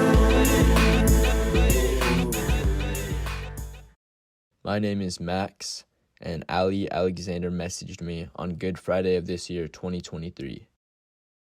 Ali would tell me supposed personal information about Ye and claim that he and Ye are quote-unquote easily tempted. After being in contact with Ali, it became obvious that he wasn't interested in anything except my sexuality and willingness to meet up with him. Ali abuses his previous connection with Ye to groom young boys and grift Christians.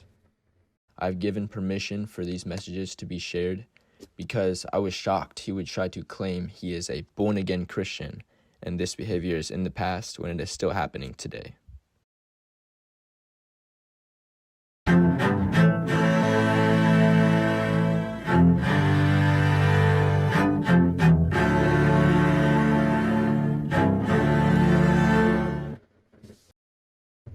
Okay, that's Max. Then there's Luke, but we can take a look at this first. All I wanted to do was help. I would give my life to this cause, but it seems like there's nothing I could do, so I got angry and deleted it all. Oh, is this is Max, I think.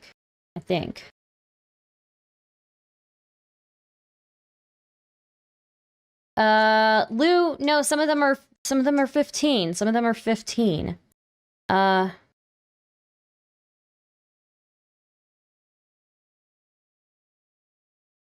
Max, 19 years old at the time. So I think this is Max's messages.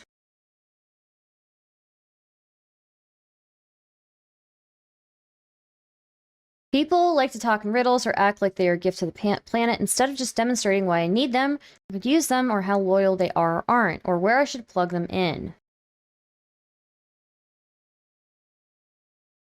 Yeah, some are 20. One is not 20, one is 19. 2 are 15. I don't know how old the rest of them are because they're still being released in bits and pieces.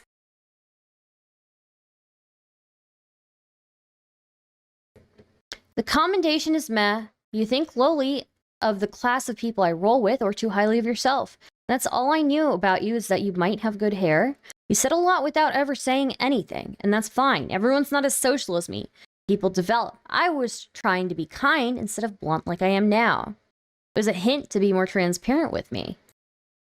I'm just telling you how it is. I read people for a living and know their behavior better than they sometimes know themselves. I've dealt with a lot of people. Then Max responds, understood. I know you're a busy man. I'll leave you alone. Ali says, You don't have to leave me alone. I can be a bad Christian. Max responds, so can I. Nobody's not perfect, man. Like, you saw how I acted before, but that's not who we are 90% of the time. I'm not looking for a preacher. You're a visionary. You have the information, the network. Even Christians go to war. Ali responds, even Christians lust. Whoops. Okay. You can tell me anything and it'll stay between us. Really appreciate that, man. And I'm glad you finally uploaded your face. What's your race? Apparently this is a picture. Nice, interesting makeup. I get hesitant about telling people what to do because people are eager to backstab or throw a fit if I ask them to do things that make them uncomfortable but grow/train them. I'm willing to be taught. I don't know, you have a temper, and I don't know if you're intuitive enough. I know, I'm sorry, Ali. You may not know that now, but I am able to prove myself in a given situation. What do you imagine? What do you imagine for being able to prove yourself? Give me any task. Hopefully one day I will meet you in person. Sounds entertaining, or could be. Be careful what you ask for. I only like loyalists, and I'm a control freak. I have different levels of closeness to me. Important qualities for a leader. Have a good day. Praise God. One of these days you should drive to Austin for dinner. There's me, there's Ye stuff, there's Nick's AF. Not one blob thing. And what do you see yourself doing? What are you good at? How long have you been watching Nick/AF? Ali Alexander tried to recruit me into getting a job for Alex Jones a few years ago when I was graduating from college. He would hit on me subtly through text and eventually asked for a video of me jacking off as collateral for the job. Guy is a complete homo and psycho. Definitely did this with way more people as well. Proud are married for 6+ years and no kids. One of them is probably infertile, yes, hence the heavy lean into religion. Very cute Christian boys working for him, scruffy and all. Ali opened a secret chat with me on Telegram. He set it to 1 hour self-destruction. Ali then said he and Ye are easily tempted, referring to sexual impropriety. Ali also claimed that Ye has used phone conversations with him as an inspiration for song lyrics. I am a lifelong Ye fan. That was when I first realized something about Ali was off. If you've been contacted. Then there's Nicholas. Nicholas, the next one. Nicholas is the next one.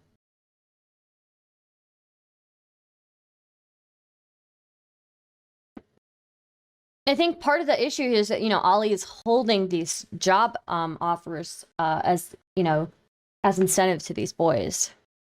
Nicholas was 15 years old when Ali Alexander Akbar asked him for sexually explicit photographs. An impressionable and an inexperienced minor, Nicholas reasoned that this was just how people get into politics. Although he was and is heterosexual, he sent Akbar several images, a number of which constitute CP. It seemed, like Harvey Weinstein, he now says, sort of transactional. Although Akbar insisted on using the encrypted Signal app for the majority of their interactions, Snapchat messages have survived which show Ali informed that Nicholas was 15, nonetheless offering to buy the boy alcohol, inquiring how to best send him gifts without his parents' knowledge, and demanding jack-off material. Conversations records show Akbar calling Nicholas his puppy. He asked repeatedly when they might meet in person for sex. He also dangled career opportunities and introductions, none of which ever materialized.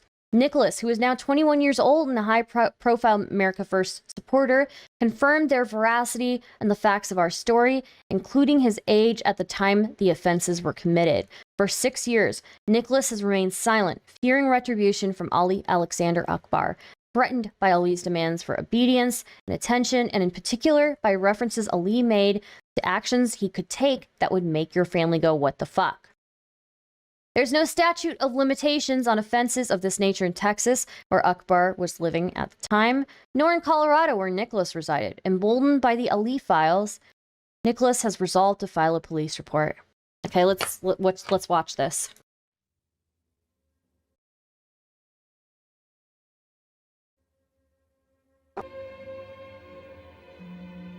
So Ali and I, we used to talk in like 2017. At the time, I was sort of naive, and I didn't have the connections, and I wasn't as experienced with the people in this political circle as I am now. So I was kind of I didn't see anything unusual at the time.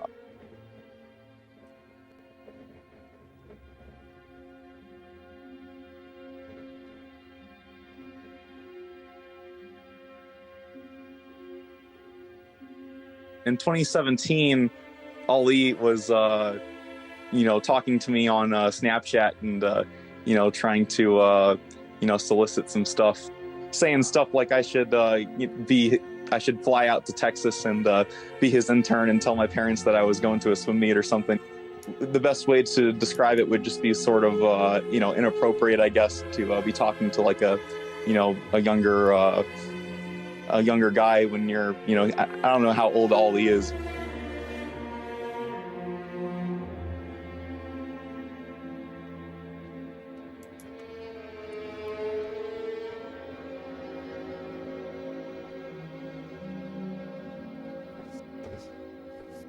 I think Nick is 100% aware. I don't think there's any way he couldn't be aware of that background, because Milo, around the time of the last AFCAT conference, was putting together a list of people who had these experiences with Ali. I'm not exactly sure what he specifically brings to the table.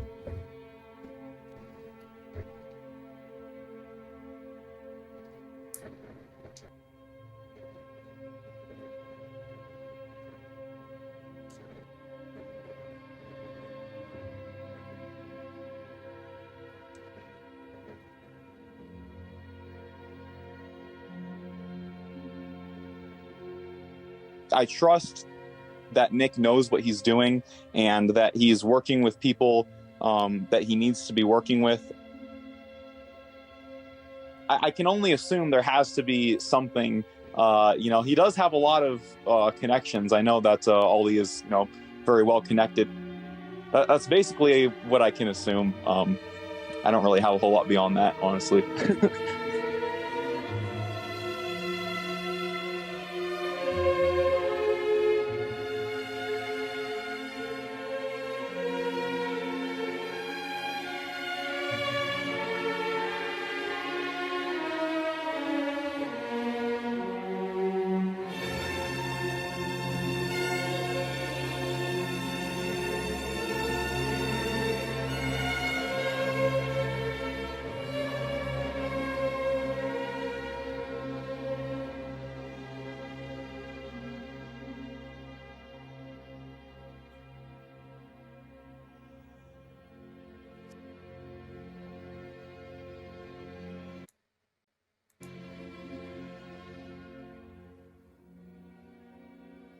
We'll take a look at the screenshots next here.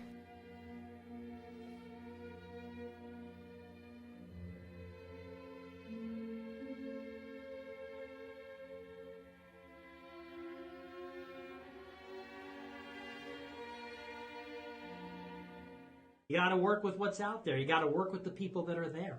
They're all dirtbags, to tell you the truth. So that's politics. I work with people I don't like all the time for various reasons, including Doyle or Marjorie or Patrick Casey, for that matter, whomever. It's what you do. But, yeah. It's a shame, though. It's a shame.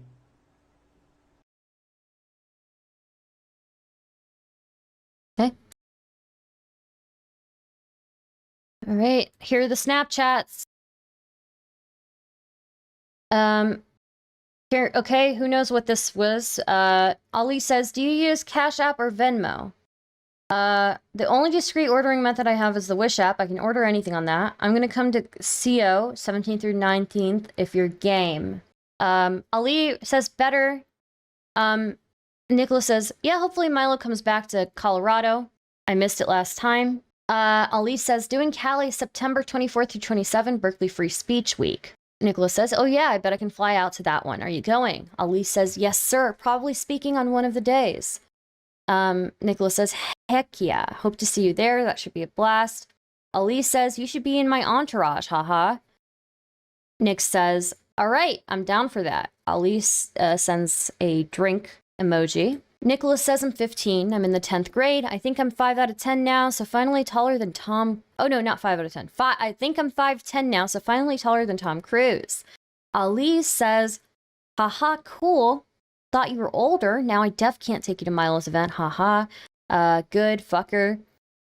Nicholas says, no, I just want to go to a speech. I know I couldn't have gone to the book launch, too young, unfortunately. Ali says, all things are possible for those who are connected. LOL. Nicholas says, true. Where there's a will, there's a way. Ali says, amen. Anything you want in this life is yours if you work for it. Nicholas says, I believe that. Ali says, why do I want you on my side? Nicholas replies, it's blacked out. Ali says, Ali looks like he sets out a list of requirements here, okay? 1, everything is secret and private, or family. Unless it's public, public is a stage. 2, boundaries are cool. You're allowed to say no. However, the less you deprive me of, the less I deprive you of. I'm a big sharing person, unless it's not even. Sounds very fucking sus. 3, never ever lie. Disappoint and enrage the other person with a true opinion or thought before lying to them. Lying breaks what this could be. 4, be mindful of each other's reputation. Never do anything that would make my network question me, bringing you around, and I'll never do anything that would make your family go, what the fuck? This is very, this is a veiled threat, right? To me, it looks like a veiled threat. At this rate, you'll have me sharing my entire network with you. Are you on Twitter? Nicholas says, yeah, I have Twitter. Ali says, why do I want you on my side?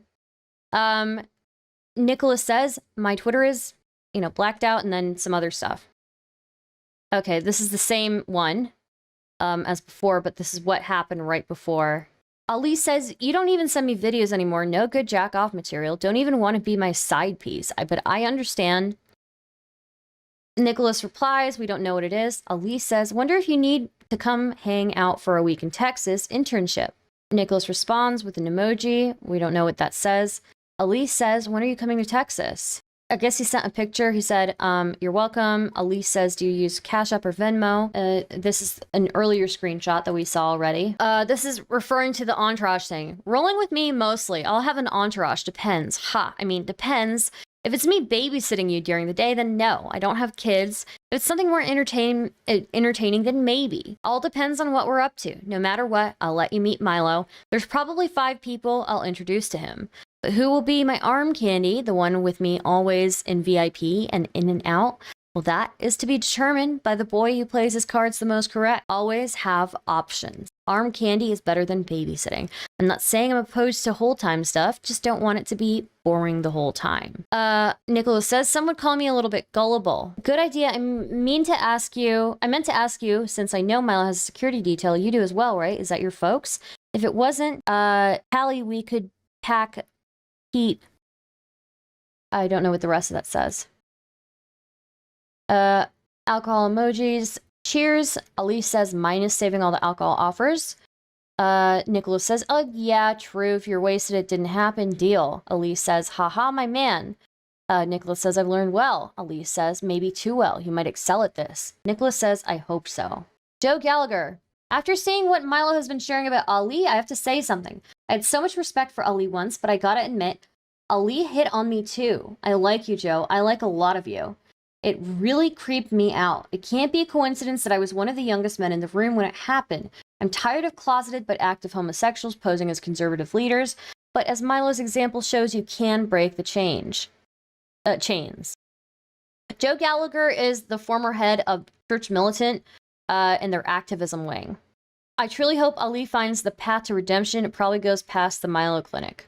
Okay, and Nicholas is Smiley. Smiley is a Groyper. He is affiliated with AF. I'd rather be doxxed 1,000 times and have 1,000 hit pieces written about me than be talking about this, but I'm sure everyone has seen Milo's telegram. When I was 15, I was naive and desperate. I thought I had no choice but to cooperate with inappropriate and humiliating requests if I wanted to make it in politics. I figured that was just the nature of the game. Despite being disgusted, I played along, and eventually I was afraid what would happen if I stopped playing along. Nobody was taking others' stories seriously, so I decided I had a responsibility to go public to warn other potential victims. I allowed Milo to share my story because he was the only one who would talk about it. I hope my experience raises awareness about the evil of homosexuality. I disavow. It's not about homosexuality, but and the vulnerability of children to, I'm going to say predators because I don't agree with this. Just know I have matured and repented in the years since. I appreciate everyone's support. Losing the support of my friends is what I was most worried about with this. Patriot Takes apparently retweeted this or shared it. Looks like a bunch of people retweeting. Ali Alexander Akbar has released a statement admitting for the first time in writing that he is same-sex attracted and apologizing for his conduct, but then immediately trivializing its seriousness before going on to blame and threaten his victims, threaten the Ali files, make false claims about deceptive editing, make false claims about fraudulent evidence, and wrongly insist that no laws are broken. Our publication schedule remains unchanged. This is Ali's statement. This is too gay. While my audience is familiar with me battling SSA, others aren't as familiar. I apologize for any inappropriate messages sent over the years. Forgive me. While having repented before God and confessed at church, I want my supporters and those involved to hear my apology today. When I flirted or others have flirted with me, I've flexed my credentials or dropped corny pickup lines. Other times I've been careless and should have qualified those coming up to me's identities during flirtatious banter at the start. He's basically admitting to this here. Is basically admitting this. Okay. Nothing unlawful has occurred. Seeing false claims alongside real messages is a deceptive technique. Some have retracted and other individuals say were deceptively edited, which is why I waited. All of this is designed by a literal predator to take advantage of admitted sins and hurt my allies. One recent individual attacked me, before recanting parts, to hide their own sexual identity struggles. I won't attack back because these fights benefit no one's redemption. Others have been fake accusers or literal honeypots eager to frame me.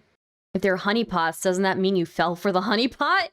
There are no excuses. I've come to use my resources and counsel to help causes I support or sue some people, but my faith is in the future and new people leading our movements. I won't be a distraction or ruin my years of personal progress. Infowars Owen Shroyer says that Ali wants lunch for his penis in a bar. Ali was immediately and sternly warned that if he ever tried it again, he would end up dead. This image refers to an unrelated, additional groping event caught on film, of which the Ali Files has obtained a copy. Suck a dick and be free. This conservative movement is hard to take serious with these repressed homos. Stop LARPing as a traditionalist and be yourself. Wait, Ali is gay? WTF? Ali is bisexual and is on video groping a guy's penis bulge through his pants and saying honk honk while he does it. Okay, now this is from today. The next message is from today. Surprise drop. We will be making an unscheduled additional drop tomorrow night. Or this was from yesterday, my bad. Right. Okay, now this is it. Tonight, we will reveal how streamer Nick Fuentes privately bullies and bribes Young America First supporters into retracting their allegations against gay pederast predator Ali Alexander Akbar, offering them jobs that don't exist and threatening to excommunicate them from the movement unless they lie. It's a stunning and disturbing addition to the stories in this special edition of the Ali Files. How do we know? Hashtag Nick knew because Fuentes was actively running cover for Ali in the background as the pedophile's errand boy. This precise nature of their relationship is a mystery, but one thing is for sure. Fuentes bet his career and reputation on Ali's secrets never coming to light. It was the wrong bet. More in tonight's drop. Stop the Steal organizer apologizes after being accused of asking teen boys for dick pics. Text messages suggest white supremacist leader and Ali Alexander ally Nick Fuentes, last in the news, dining with Trump at Mar-a-Lago, knew about Ali's reputation. One teen says Fuentes pressured him to lie and say he doctored images from Ali. In his messages to Duncan during the screenshots, there was one name, Alexander, dangled as a perk for the teenager if he kept up contact with Alexander. Milo Yiannopoulos, in a September 4, 2017 exchange about an upcoming trip Alexander was planning, Alexander purportedly told Duncan he would introduce the teenager to Yiannopoulos and speculated about whether the boy would be Alexander's arm candy and suggested the boy would have to be entertaining. Yeah, this is from that article, I believe. We've already seen those screenshots. Milo says, my nausea and rage at seeing my name used for this purpose is why this work never tires me, even if it does make me feel slimy. So yeah, it's hitting all the major things. Did you guys see Marjorie Taylor Greene even tweeted about this? This is disgusting textbook predation of underage boys. And Nick Fuentes was in on it. Hashtag Nick knew. In exchange for recanting his accusation, Nick Fuentes and Ali Alexander offered to get him a job in politics. FBI should investigate. Ali Alexander, trending in politics. Intelligencer, NY Mag, reporting on it. The Ali file says Ali has deleted around 37,000 tweets since news of his disgrace first broke. If you've been approached or assaulted by Ali Alexander Akbar, we want to hear from you, especially if Nick Fuentes has asked you to recant your testimony or lie to protect Akbar. Yeah. Well, that's that. Okay. Let me check something before we go through Nick's responses to these. Oh God. So, all right, let's look at this. So I will say Nick has posted the address of MTG online. I think in retaliation. He's been making jokes about this, basically saying Me Too has gone too far. Nick docs MTG, yeah, essentially. That's what it looks like, at least, you know? He posted this picture of MTG with Ali Alexander. Another docs that you guys can't see. Now this. Forwarded from Ali Alexander. Marjorie and Milo are after Nick Fuentes. They're using me and my problems as bait. This is like forwarded from Ali Alexander. Ali Alexander said this, okay? Marjorie and Milo are after Nick Fuentes, and they're using me and my problems as bait. I have never been part of his America First. I've never spoken at AVPAC like them. In the past, I coordinated more with Milo than Nick, etc. They need to bury their coordination with Nick, even though he did nothing wrong. Milo and Marjorie both tried to sabotage Ye, and Nick helped prevent it. Marjorie wants to clean up her dirty record so she can be Trump's VP. Won't ever happen. Then there's this. FBI, here's your employee and best friend Milo Yiannopoulos saying child rape isn't that big of a deal and the victims are selfish brats for complaining. This is in response to MTG. An MP, a member of parliament in Britain, who's just been fingered by the police, as it were, for being a paedophile, and he's on the front pages of all the tabloid newspapers. Don't they love getting fingered? Well, and if you know anything about British politics, there are a few crucial details that will reveal to you who this person is. Isn't everyone a pedophile over there? Well, no, I mean, you see, there's this great taboo against conflating homosexuals with paedophiles. And you're not allowed to say that, of course, these things exist on a spectrum, and that there is, of course, a huge, disproportionate overlap between homosexual men and pedophiles versus heterosexual men. I disagree with this, by the way. That's the whole thing with the Catholic Church, because they go fucking 2-year-olds. They're fucking pubescent boys. They're gays. Well, yes, they are. In many cases, they are gay. Although I'm reluctant to hear a bad thing about the Catholic Church. If it hadn't been for Father Michael, I would have earned a fraction of what I did in my 20s. The real problem I have is with all these people who suddenly remember they were abused 20 years later and suddenly decide that it was a problem. These are whinging, selfish brats. I mean, my God, it's really not that big a deal. It's, you can't let it ruin your life. So if somebody fiddled with you, so what? I mean, I wouldn't give nearly such good head if it weren't for my priest. My God. I just don't see the big deal. In a conservative world, there should be the death penalty for sharing links to the Daily Beast favorably. Imagine getting the most famous congresswoman in America to attack your enemy on Twitter, thinking you hit home run, and then you get ratioed by Royal Gunk Guard. They will stop at nothing to destroy America first. It's always something new. Max Blumenthal last month, Marjorie and Pedo, Milo the next. Nothing will stop us. Also, Milo talks to Zach Patrizio all the time. He also talks to Eric Stryker. I was actually surprised to see him texting Eric Stryker in November. He says he talks to everybody. Typical. I don't agree with this. Thought you might find that interesting. Okay, I just want to make sure there's nothing crazy here. So basically, Milo is an evil psychopath and a cancer who should be nowhere near AF or me or Ye. Now Ye is putting me on the spot because Candace is pushing really hard for Milo to go. And Ye asked for my opinion in a GC with Milo. Okay, so these are apparently screenshots of Nick asking for advice from a friend. Back in November. Milo introed me to Ye and has done a lot of favors, but basically because he wants to have leverage over me and have me indebted to him. He's an evil, narcissistic human being and scum. Do I tell Ye what I really think? I have been nice to Milo and grinned and been polite and everything, but I have suspected this for a long time. But I feel like I'm betraying him if I come forward and say, oh, actually, I hate you. You get a sense that Ye is picking up on Milo's extreme narcissism. Yes, Ye does not like Milo. I leaked my own text that's on one real human being, I think is what he's trying to say. Milo was banished from conservative circles for condoning pederasty, but you brought him back into the fold, allowing him to live in your house and ghostwrite your book. This is somebody replying to MTG, because as you know, Milo ghostwrote MTG's book that just came out. Okay, those are all the updates for Nick. So let me look at Ali's Telegram. Ali's Telegram. MTG is trying to intimidate me and is paying a gay pedophile for strategic communications because I know of a crime she committed. Perjury. She and her official staff asked me not to publish how we got to know each other on our drunk meeting before she went to court.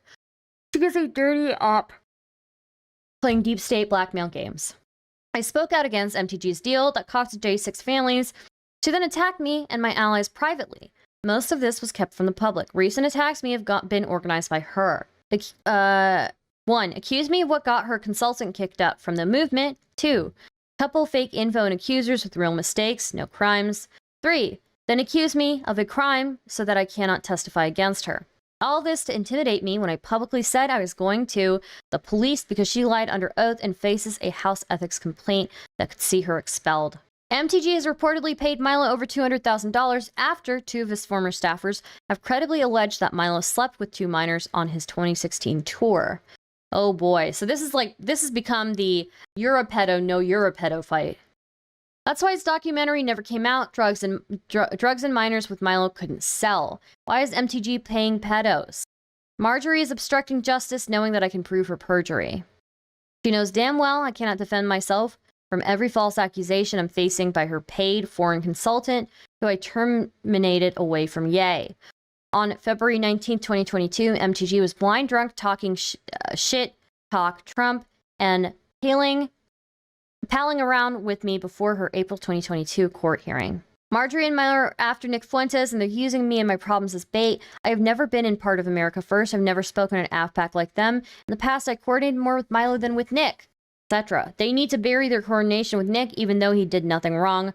Milo and Marjorie both tried to sabotage Ye, and Nick helped prevent it. Marjorie wants to clean up her dirty record so she can be Trump's VP. Won't ever happen.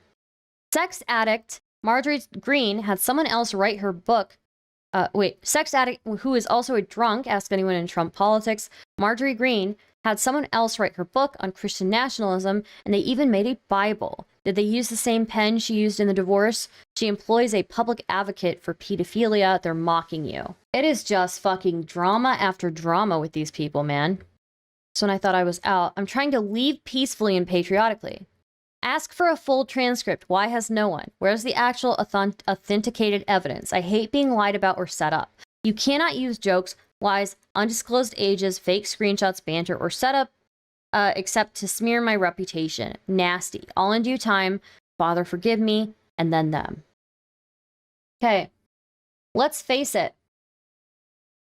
Nick has been dropping off for years. I was already losing hope, but gave him what ought to have been a life-changing last chance with the Ye intro. His disloyalty and scheming and mystifying devotion to Ali wrecked that.